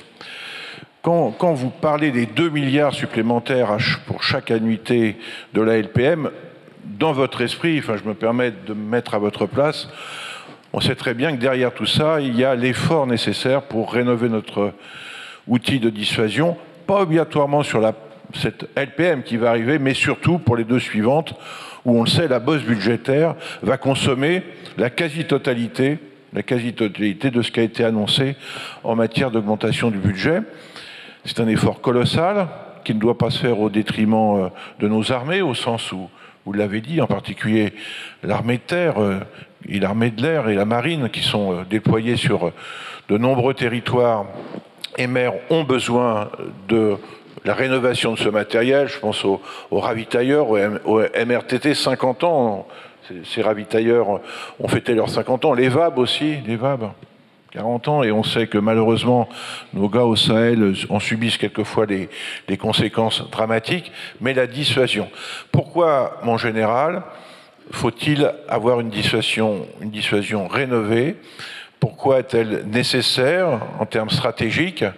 Vous l'avez esquissé déjà, en particulier dans ces États-nations, mais est-ce que vous pouvez nous dire, par exemple, pourquoi il faudra déployer des moyens colossaux pour remplacer nos SNNE à horizon 2035, évoquer également la construction d'un 2e porte-avions ? J'ai cru comprendre qu'on évoquait une vision conventionnelle de ce porte-avions, en tout cas dans sa propulsion. Faudra-t-il un cœur nucléaire ? Faudra-t-il aussi rénover et améliorer la SMP, l'outil qui permet effectivement d'avoir une 2e composante au-delà des M51 portés par les SNLE ? En résumé, mon général, comment voyez-vous et pourquoi voyez-vous le futur de notre dissuasion ? Alors, quand j'ai été nommé chef d'état-major, vous vous en souvenez sûrement, j'avais été auditionné sur ce sujet, à l'initiative de la présidente Patricia Adam de la Commission de la Défense à l'Assemblée, et c'était bien parce que on avait eu un vrai débat sur ce sujet. Je comprends le débat, et moi j'ai une position très claire. Discutable, mais c'est la position actuelle politique, donc ça tombe bien. Je pense que la France est un grand pays, et beaucoup plus grand que ne l'indique son PIB. et que de parler de la France par sa simple superficie, sa démographie et son poids économique est une erreur monumentale. Et quand j'ai pris les fonctions de chef d'état-major, j'avais aussi la place au Conseil de sécurité de l'ONU, la dissuasion nucléaire, notre histoire, notre culture et ce que nous sommes. C'est comme ça. Alors, il faut quand même arrêter cette espèce de repentance permanente et cette approche bassement matérielle, purement financière, qui nous rabaisse en permanence. La France n'est pas un pays comme les autres. Il faut partir de là, parce que si vous ne partez pas de là, vous ne pouvez pas comprendre l'ambition de la dissuasion nucléaire que vous évoquez judicieusement et qui a un prix. Cette dissuasion nucléaire a été conçue, imaginée par le général de Gaulle, qui croyait dans le rôle de la France dans le monde et dans le concept d'indépendance nationale. Revenons aux sources. Alors, soit on est d'accord avec ce constat, soit on dit la France est un petit pays, arrêtons de... je vais essayer de ne pas utiliser un langage de troupier. Je faisais de temps en temps ça à la commission, bon, il faut détendre l'atmosphère. Bon, arrêtons de mettre des ambitions plus hautes que ce que nous sommes capables, etc. Non, non, non, non. La première ambition, c'est ça. Alors, on est d'accord ou pas? Après, si on n'est pas d'accord, il n'y a plus de dissuasion, il n'y a plus de problème, et on revient à quelque chose de classique, dans un pays européen classique, avec l'ambition classique. La deuxième remarque, c'est que nous arrivons, à partir de 2020-2022, au début du financement de la rénovation de la composante océanique stratégique, en clair des sous-marins nucléaires, lanceurs d'engins. Donc ça commence en 2022, je pense qu'on va trouver le moyen de tirer jusqu'à la fin du quinquennat, et puis là par contre il n'y aura pas d'échappatoire. Et après on en a pour de nombreuses années, parce que derrière la composante océanique, comme vous l'avez dit, il y aura la composante aéroportée avec les successeurs des ASMPA, etc. Donc, la difficulté que l'on a pour parler de la dissuasion nucléaire, c'est que on ne peut pas parler de son cœur, qui est sa raison d'être, qui est la crédibilité. Ça veut dire quoi, la crédibilité? Ça veut dire qu'il faut parler planification, ça veut dire qu'il faut parler objectif, qu'il faut parler seuil de suffisance, et on ne peut pas en parler. C'est un des derniers, c'est peut-être le dernier, c'est ce que je disais en tout cas au président de la République quand je commençais mon briefing sur ces sujets-là. On est trois dans la salle. On est trois dans la salle. Il y a lui, le chef d'état-major particulier, donc en l'occurrence aujourd'hui l'amiral Rogel, et moi. Donc forcément, c'est compliqué d'expliquer ça. Mais moi je vous dis qu'il faut les deux composantes, parce que sinon c'est pas crédible. Alors, si je suis pas crédible pour vous, ben, vous prenez pas mon raisonnement. Mais sinon vous pouvez que me croire. Parce que c'est une question de planification, et la planification, c'est le chef d'état-major des armées qui en est responsable vis-à-vis du président directement. Ensuite, je vous dis qu'on ne pourra pas tirer sur la peinture des sous-marins plus longtemps que ce calendrier, qu'il faudra changer le porteur, le sous-marin, le vecteur, le missile et la charge, puisqu'il y a trois choses. Et que donc, on va passer de 3,5 milliards en flux annuel pour la dissuasion nucléaire à 6 milliards quelque part autour entre 2022 et 2025-27. Et c'est pour ça, parce que j'ai l'air con à la vue basse, mais pas tant que ça. Je ne suis pas civil, donc je suis moins intelligent, mais quand même. C'est pour ça que je voulais la droite avec les plus 2 milliards. Parce que tout l'effort qu'on ne fait pas aujourd'hui, on ne le fera pas demain, car on sera consommé par le renouvellement de la composante océanique. Et tout le débat était là. Donc cette régénération, je l'appelais de mes voeux, le plus vite possible, c'est-à-dire tout de suite, 18, 19, 20, pour qu'à partir de 20, 22, si on y arrive, on puisse commencer à monter en puissance la rénovation de la dissuasion nucléaire.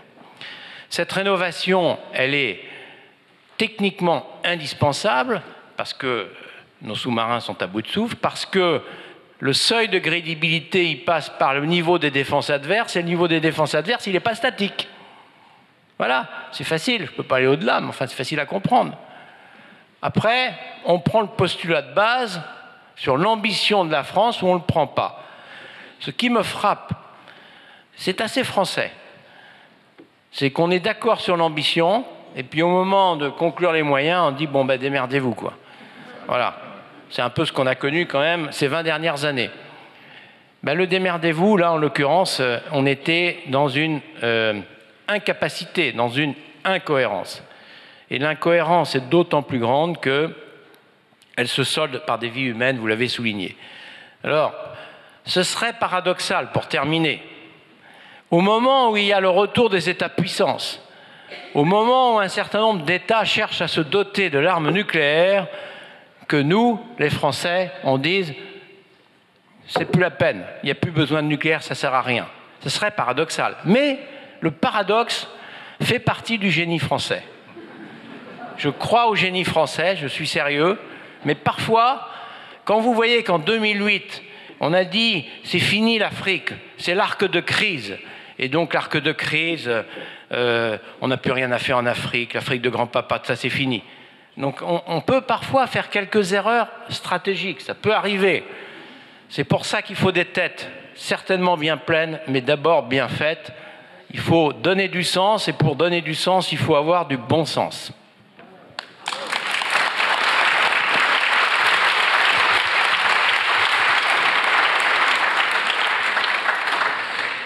Bien, maintenant, vous avez la parole. Donc, il y a un micro qui va passer dans la salle.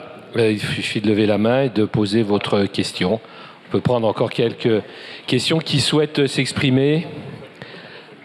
Alors, sur la gauche, là-bas au milieu de la salle, levez-vous parce qu'on vous voit mal. Voilà, monsieur à gauche. Non, bon, à droite, c'est pas grave. C'est comme ça, il y a une tendance à plutôt aller vers, je sais pas dire à gauche, non, ça va être toujours à droite ici. Très bien, alors allez-y.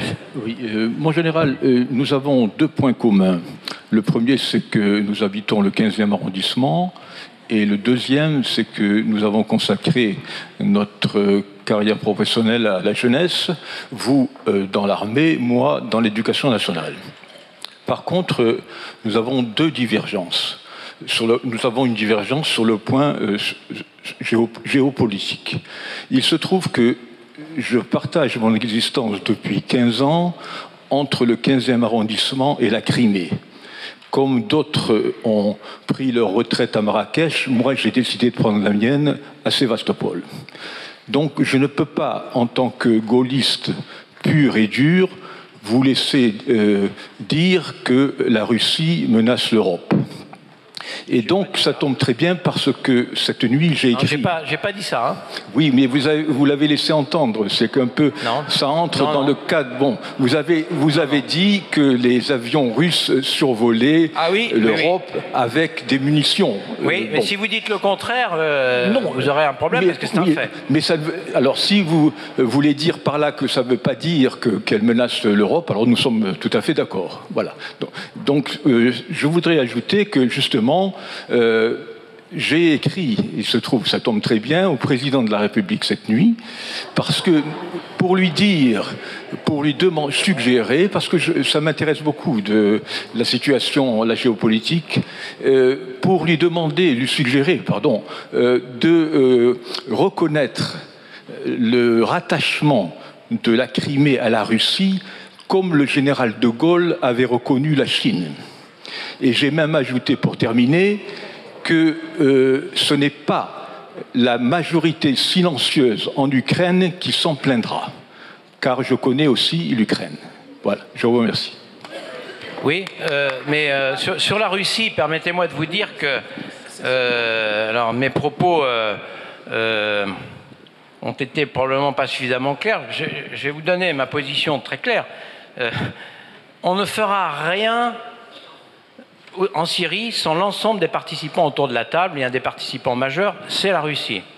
Deuxième élément, j'ai fait partie quand même, je suis le premier chef d'état-major depuis longtemps à avoir repris contact avec le chef d'état-major russe, le général Gerasimov, que j'avais connu quand il était numéro 2 et avec lequel j'ai entretenu des relations régulières.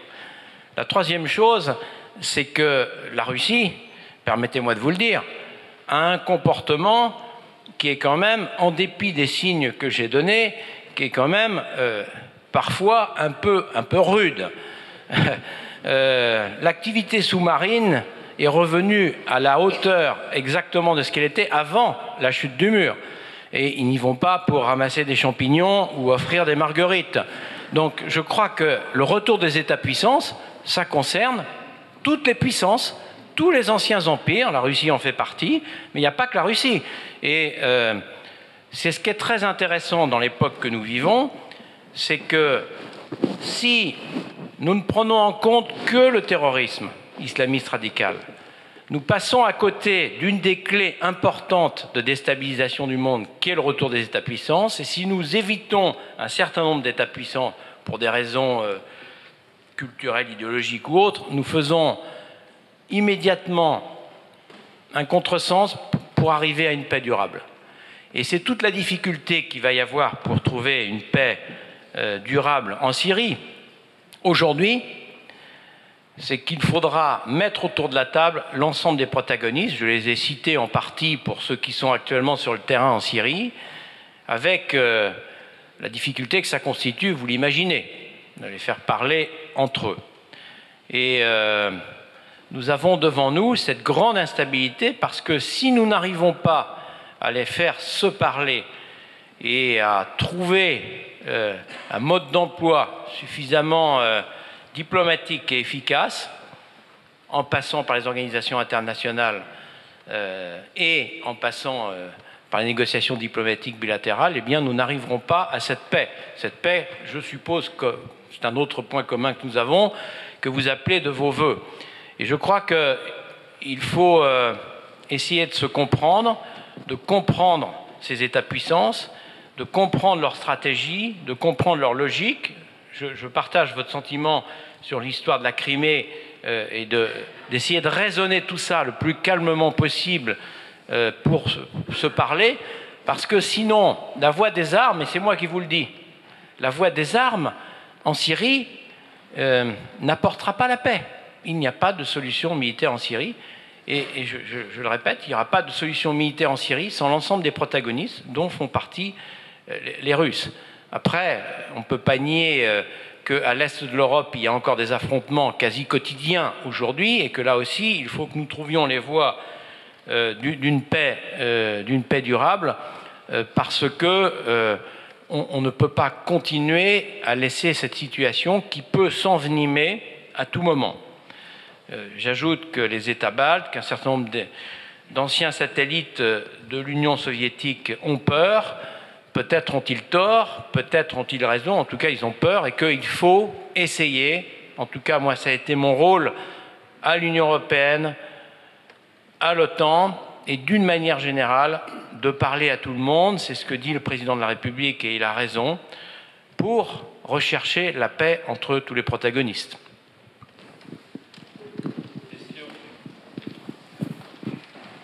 Merci, mon général. Vous l'avez dit, nos armées se modernisent, on voit arriver du nouveau matériel dans les armées, en particulier pour ce que je connais dans la marine. Et dans ce même temps, on voit un décalage du recrutement plutôt vers le haut en termes de qualification, dû au niveau de modernité des matériels. Ne craignez-vous pas de voir disparaître à plus ou moins court terme la première marche de l'ascenseur social dont vous avez parlé, dont on connaît l'importance?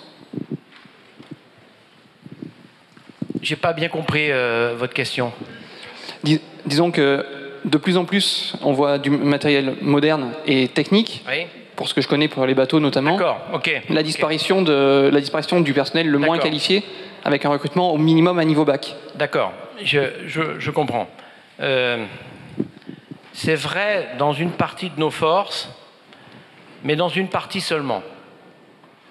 C'est quelque chose qu'on a d'ailleurs du mal à expliquer.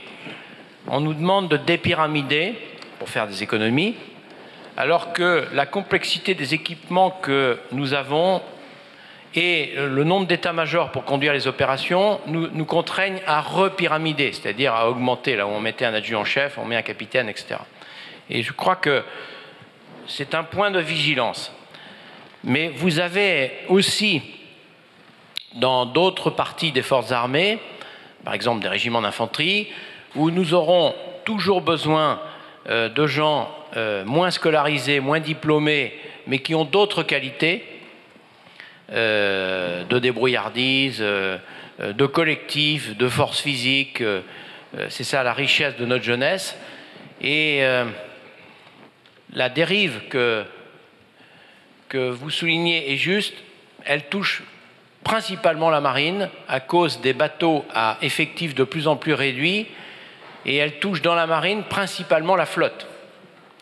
Mais il est clair que là où il y a 50 ans, sur la marine, il y avait des jeunes sans diplôme, aujourd'hui, sur un bateau de la marine comme une Frème, ça sera difficile parce que c'est de la haute technologie et que il faudra avoir des gens effectivement avec pratiquement tous le niveau bac. C'est pas le cas partout. C'est un point de vigilance. Il ne faut pas l'oublier parce que la jeunesse en difficulté, quand même, globalement, elle a tendance à avoir moins de diplômes que l'autre. Et celle où l'armée obtient des résultats exceptionnels, c'est-à-dire en 6 mois, 1 an, on en fait des héros qui vont sous le feu chercher leurs camarades, cette jeunesse, c'est souvent celle qui est défavorisée et qui redécouvre tout ce qu'elle est capable de faire. Et c'est ça presque le miracle que nous réalisons avec notre pédagogie et notre formation. Mais je dois dire que sur ce plan, il faut rester vigilant. Et la marine, je le sais, le chef d'état-major est très vigilant parce que l'ascenseur social, c'est quand même la force de notre système. Et parce que, quand on regarde bien un détachement militaire, quel qu'il soit et quelle que soit la mission, ce qui fait sa force, c'est sa diversité, parce que la diversité, c'est la complémentarité et c'est la richesse. Moi, vraiment, après 43 ans, j'en suis persuadé. Bonsoir. Je salue d'abord votre initiative, votre présence ce soir. Je crois que c'est la première fois dans toute ma vie que je vois un chef d'état-major qui fait une conférence devant le peuple français que vous représentez. Pourtant, aux États-Unis, le rôle des militaires est totalement différent. Quand on voit le président des États-Unis parler d'une crise, on voit tous les chefs d'état-major derrière lui pour le soutenir. Les chefs militaires s'expriment dans la presse de manière normale et les militaires sont très bien intégrés dans la société américaine. Ils font vraiment partie intrinsèquement de la société américaine. Les drapeaux sont là, les militaires sont en uniforme. Ils font partie de la vie au quotidien. En France, ce n'est pas le cas. En France, nos élites politiques, économiques sont peu sensibilisées aux affaires militaires. Ils n'ont pas connu la conscription pour la plupart. L'armée, on l'appelle la grande muette. Et finalement, on ne connaît pas grand-chose des problèmes de défense. Alors, ma question est simple. Quel est le rôle que l'armée pourrait jouer dans notre pays pour changer cette situation? Et quel est le rôle et la place des chefs militaires dans ce contexte?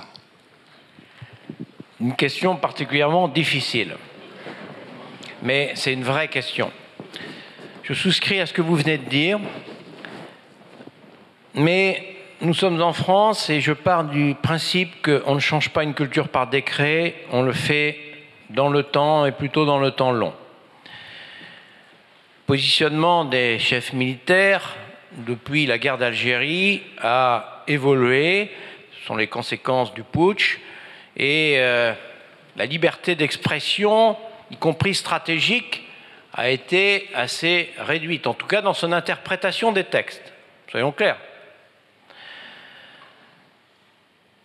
Moi, à titre personnel, j'ai accepté d'être chef d'état-major en gardant ma liberté d'expression dans les limites, évidemment, du devoir de réserve qui est indispensable.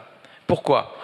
Parce que je crois que notre époque, si elle s'accompagne d'un vide stratégique, dans la pensée stratégique, eh bien, compte tenu de la dangerosité que je vous ai décrite, notre époque prend un grand risque.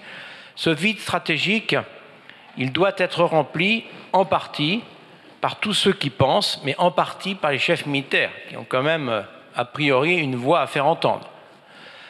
Je me suis désolé, dans ma carrière militaire, de votre constat. Je trouvais que, finalement, les militaires n'étaient pas assez présents dans la nation. Nous l'étions par la conscription, pas forcément toujours favorablement d'ailleurs, plutôt considéré comme un impôt, on a parfois la mémoire courte, et je crois que nous avons vécu ce contre-coup double, la défaite de 40 et le putsch d'Algérie. Moi, je trouve que cette époque est révolue et cette expression de grande maître n'a aucun sens. Il m'est arrivé un truc marrant. J'ai été primé par RMC, élu la grande gueule de l'année. Vous voyez, les temps changent. Élu par les Français, hein. Bon, donc les temps changent et je m'en réjouis. Je crois que qu'il faut que le lien avec la nation soit resserré. Je crois qu'il faut que les chefs militaires participent au débat stratégique, bien sûr, dans les limites du devoir de réserve, et vous avez vu ma réponse sur la dissuasion, et chacun est à sa place. Ensuite, je crois que, je suis même sûr, que dans le rôle du chef d'état-major des armées, il y a conseiller du gouvernement. Et dans le mot conseiller, évidemment, il y a différentes façons de conseiller. Alors moi, les gens qui étaient mes conseillers, je les choisissais sur un critère. Auront-ils le courage de me dire la vérité? Parce que quand vous êtes chef, vous savez, puis alors moi j'avais 260 000 personnes, vous êtes génial, mon général, quel plaisir de vous obéir. J'ai jamais vu un type comme vous, fabuleux. Si vous le croyez, vous avez tort. La courtisanerie fait partie du fait que les jeunes viennent chercher chez nous la sincérité. La courtisanerie, c'est fantastique, c'est bien pour les pièces de boulevard, mais enfin dans la réalité, c'est embêtant.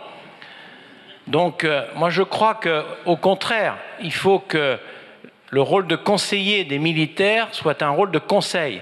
L'armée n'est pas un simple instrument au service du politique. Et les chefs militaires doivent remplir leur rôle de conseiller, d'éclairage, et puis après le chef politique décide.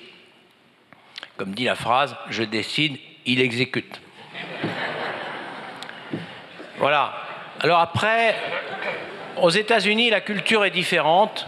C'est vrai que les chefs d'état-major, mon ancien homologue américain, il travaille à la NBA de basket. Enfin bon, voilà. C'est différent. Certains deviennent ministres dans beaucoup de pays. Il n'y a pas cette culture que nous avons. Moi, je pense qu'il faut que les chefs militaires s'expriment. Je pense que s'ils ne s'expriment pas parce qu'ils ont peur de s'exprimer, ils ont tort. Et j'essayais de susciter autour de moi des collaborateurs qui avaient le même état d'esprit. Et quand un collaborateur, un subordonné, comme on dit chez nous, je sentais qu'il avait peur de faire ça et qu'il ne répondait pas à mon casting, et ben, l'été suivant, je faisais ça proprement, j'en prenais un autre. Voilà. Je suis un admirateur du général Delattre, qui, comme chacun sait, avait du caractère. Mais le général Delattre, il se trouve que mon père a été au 15e lieutenant sous ses ordres. Et il disait souvent à ses officiers, on juge un chef à son entourage. Et donc moi je veillais à ce que l'entourage ait cette capacité de s'exprimer et de dire la vérité. Après, parfois, ils repartaient avec un coup de pied au cul et ils exécutaient. Mais en tout cas, le phénomène avait lieu. C'est très important. Et dans la nation, la voix des militaires doit s'exprimer. Je soutiens dans la LPM à venir la participation possible dans les conseils municipaux, etc. Je crois que j'ai toujours encouragé ce lien armée-nation. Moi-même, étant footballeur, j'ai joué partout où j'ai été dans l'équipe civile de l'endroit où j'étais, ce qui fait que je connais parfaitement bien beaucoup de régions de France parce que j'ai épousé cette région de France. Et beaucoup de nos cadres, officiers, sous-officiers et militaires du rang d'ailleurs aussi, participent à des associations et il faut les encourager. Après, sur le reclassement des généraux, parce que je veux répondre complètement à votre question, sur le reclassement des généraux, je pense que nous avons un effort à faire. Nous avons déjà fait beaucoup de progrès. Je note parfois un manque d'ambition des généraux, peut-être un excès de prudence. La vertu de prudence, c'est une vertu importante, mais quand elle devient excessive, comme tous les excès, c'est pas bon. Et je crois que nos généraux, en deuxième section, donc quand ils sont après le service actif, on devrait les voir un peu plus dans des postes de responsabilité. En tout cas, puisque vous ne m'avez pas posé la question, mais je vais au bout de ma réponse, moi j'ai l'intention de continuer à être un homme public, puisqu'on m'a fabriqué homme public. Donc je vais l'être. Je n'ai pas demandé à l'être. Et donc je m'exprimerai avec la liberté qui sied à mon statut de deuxième section, et dans ces limites-là, parce que je pense que si on prend les autorités, qu'elles soient politiques, économiques, sociales, éducatives, dans tous les domaines, elles attendent cette voie-là. Et moi, ce que je sens, c'est que votre question, c'est la question que se pose la nation bien souvent, et beaucoup de gens me la posent, et sont très contents d'avoir ce genre de séance. C'est pour ça que je suis heureux d'être là. Un bon match, il faut deux belles équipes.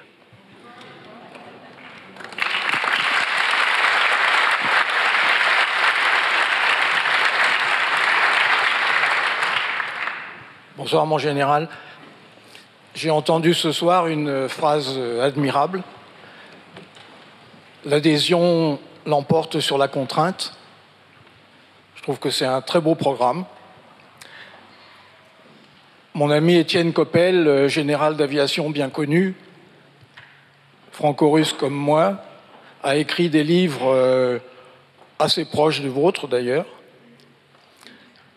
où il insiste beaucoup sur le fait que tout commence par inculquer aux recrues que la France est un beau pays et que ça vaut la peine de faire des sacrifices importants pour sa sauvegarde.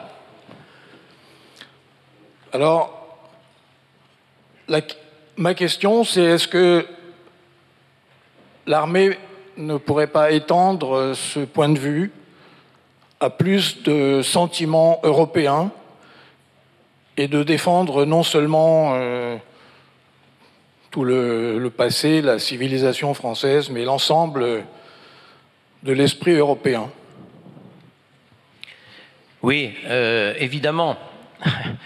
Et le tort que certains ont, c'est d'opposer la France et l'Europe.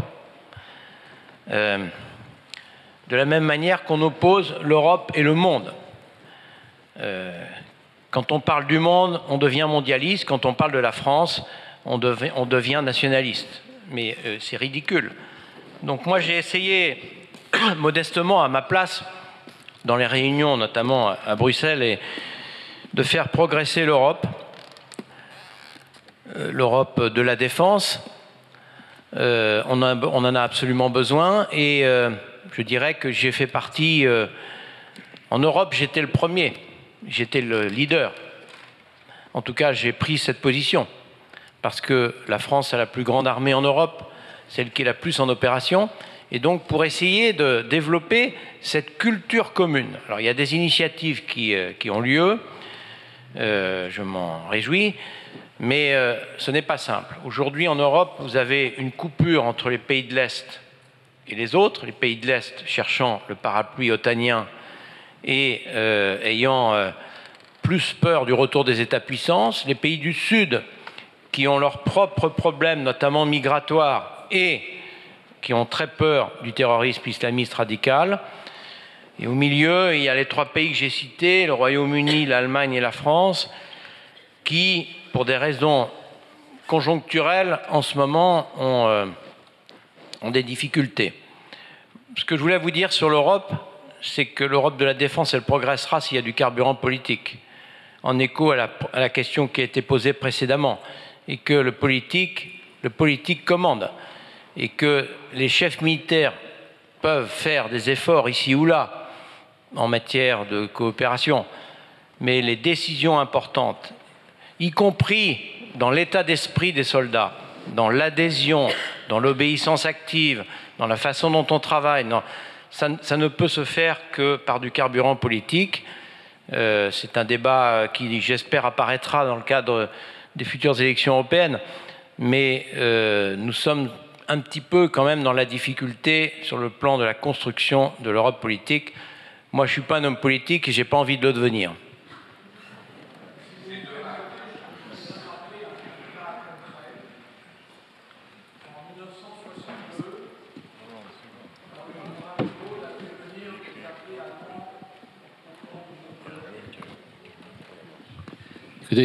Bon, si vous reprenez la parole, faites-le très rapidement parce qu'il y a beaucoup de questions et donc le général doit. Quand le général partir. de Gaulle a fait venir des appelés allemands au camp de Mourmelon, oui, très joli village. Ils ont eu des permissions pour aller passer le week-end à Reims. Et les Rémois changeaient de trottoir pour ne pas rencontrer des Allemands. Et puis, à la réflexion, ils se sont dit, ces jeunes n'ont absolument aucune culpabilité sur ce qui s'est passé avant. Et le dimanche suivant, ils ont tous été invités dans les familles rémoises et l'intégration a été extraordinaire. Merci de ce témoignage. On va passer peut-être à d'autres questions. Qui demande la parole? Allez-y, levez le bras, merci. On va vous passer le micro. Mon général, vous évoquiez tout à l'heure effectivement le retour de certaines valeurs au sein de la jeunesse. Je partage ce constat. Il me paraît évident. Il y a un retour des valeurs patriotiques, notamment dans la jeunesse française. Toutefois, on peut constater également que cette jeunesse est très fracturée.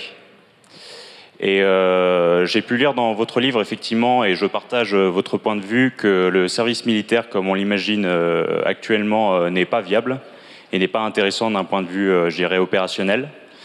Toutefois, comment, dans votre position et en tant que conseiller justement du politique, selon vous, quelle peut être la solution?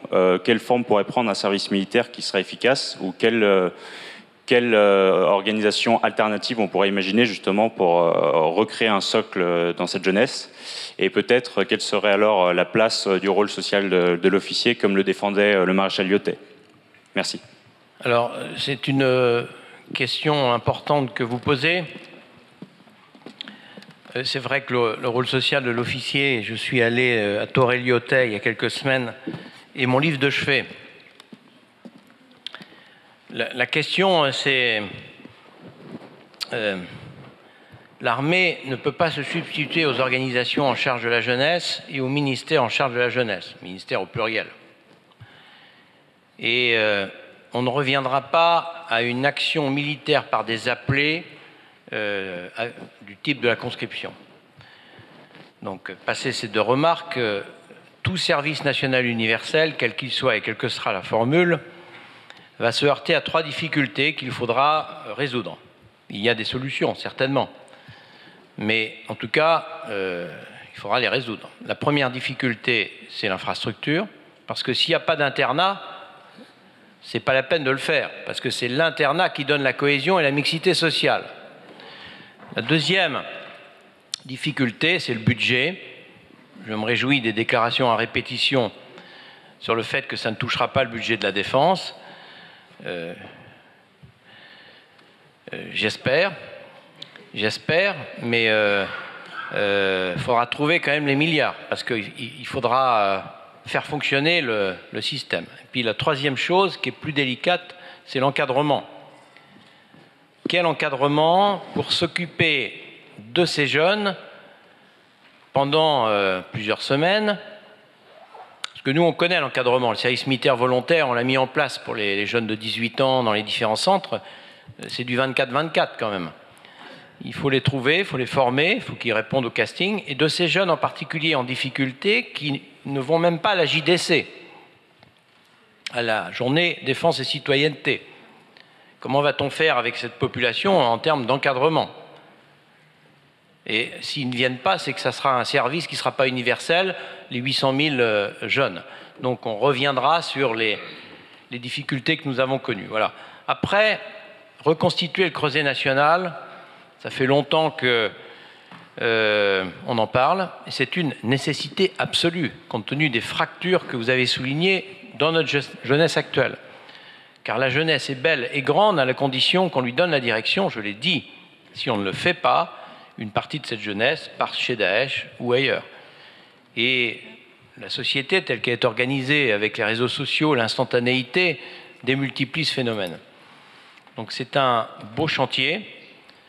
Moi, je ne suis plus aux affaires, je ne sais pas où on en est des débats actuels, je n'ai pas lu le fameux rapport du groupe de travail rattaché au président de la République, et j'attends de voir les décisions pour me prononcer sur ces décisions à titre personnel en tant que citoyen. Mais j'ai une approche très mesurée sur ce sujet. C'est-à-dire qu'il faut mesurer la difficulté, mais il faut aussi mesurer la nécessité de l'ambition. Parce que Lyotet avait raison. L'officier est l'éducateur de la nation. Et nous, dans les armées, on le vit au quotidien. Donc, c'est un débat difficile, mais quand vous êtes 30% au-dessus de vos capacités, je ne vois pas comment vous pouvez en plus faire quelque chose d'autre. Sachant que moi, j'ai proposé au président Hollande le service militaire volontaire. Je vois qu'il y a beaucoup de gens qui sont à l'origine de cette démarche. Moi, je sais comment ça s'est passé. Donc, je l'ai proposé parce que j'ai cette fibre sociale et je ne peux pas continuer à imaginer qu'un certain nombre de nos jeunes qui ont une graine positive à l'intérieur d'eux-mêmes, on les laisse aller dans le fossé. Et on a fait ces quelques centres et on peut aller plus loin. Mais c'est une goutte d'eau. Donc il faut réfléchir à ce grand dispositif. Après, il y a des moments où je suis content de ne pas être président de la République. On ne va pas préjuger de l'avenir. Donc peut-être encore une ou deux questions et puis nous allons clôturer cette réunion. Qui a le micro? Qui veut poser une question? Alors il y a monsieur là-bas au troisième, quatrième rang là.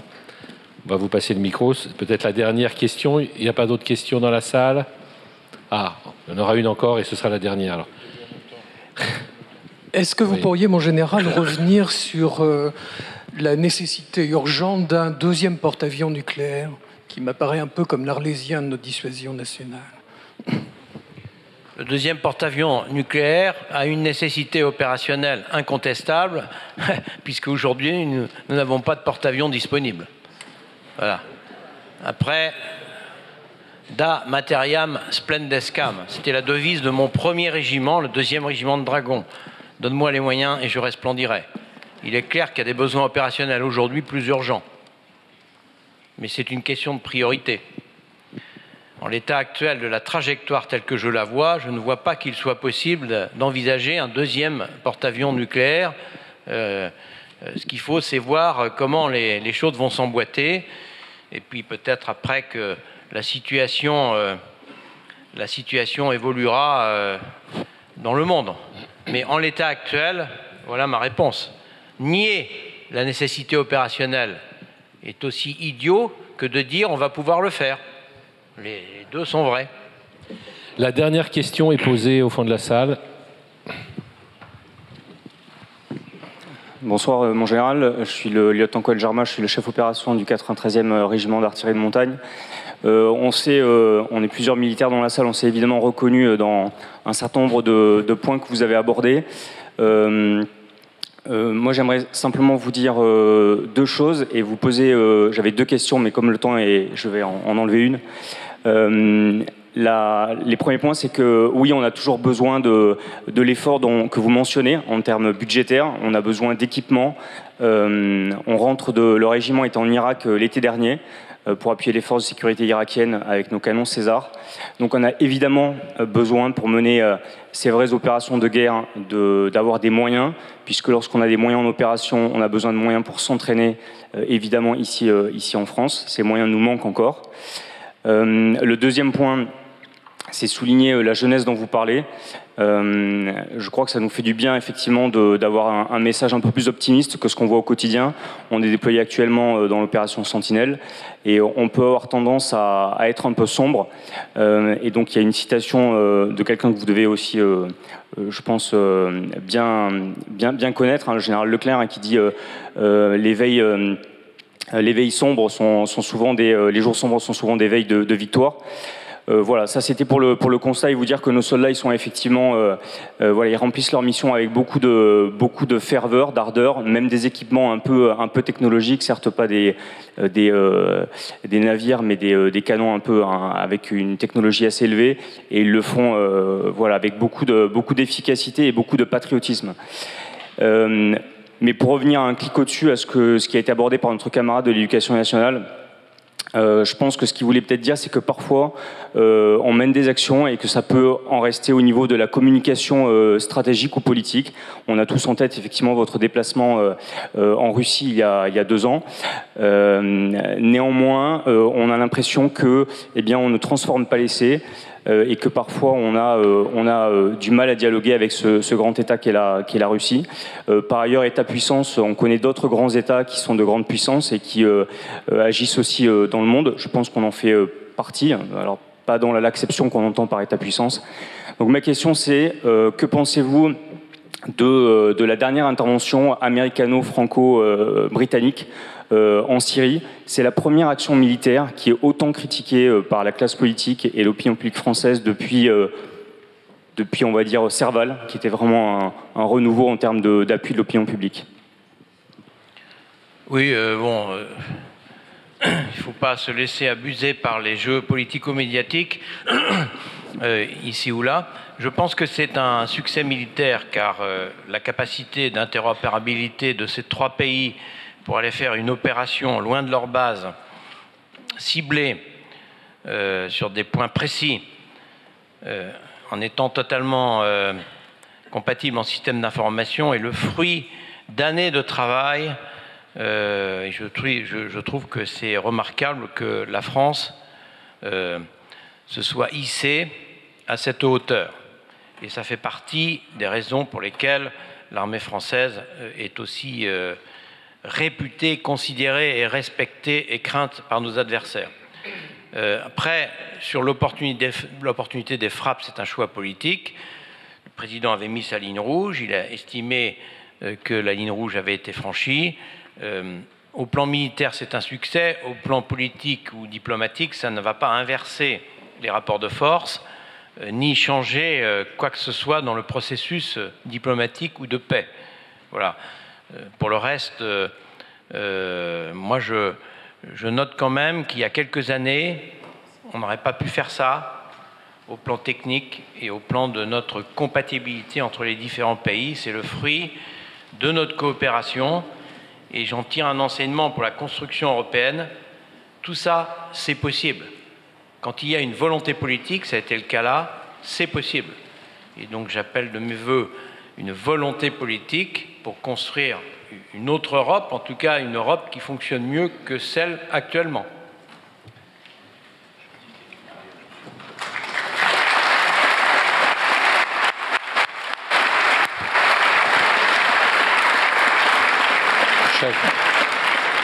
Pour prolonger votre dernière réponse, je crois que chacun aura l'occasion de s'exprimer largement lors des prochaines élections européennes, d'ailleurs, qui auront lieu au mois de juin de l'année prochaine. Ce qui ressort, mon général, de cette conférence, pour moi, mais je pense pour un certain nombre d'entre vous aussi, c'est grâce peut-être aussi à votre compétence, votre sensibilité, votre humour, enfin je ne veux pas en dire trop pour ne pas être accusé de courtisanerie quand même, c'est parce que je sais ce que vous faites avec les courtisans, ça fait mal, simplement c'est qu'en abordant les questions militaires, finalement on traite de toutes les questions qui concernent ce qui fait nation finalement, qui concerne tous nos concitoyens, la place de la France dans le monde, l'état du monde, la jeunesse, la défense d'autres pays, enfin les préoccupations essentielles qui nous concernent. Et je pense que ça nous a permis vraiment d'avoir ce soir une réunion particulièrement intéressante, je dirais même passionnante, exaltante, grâce à vous, mon général, et merci encore d'avoir accepté notre invitation.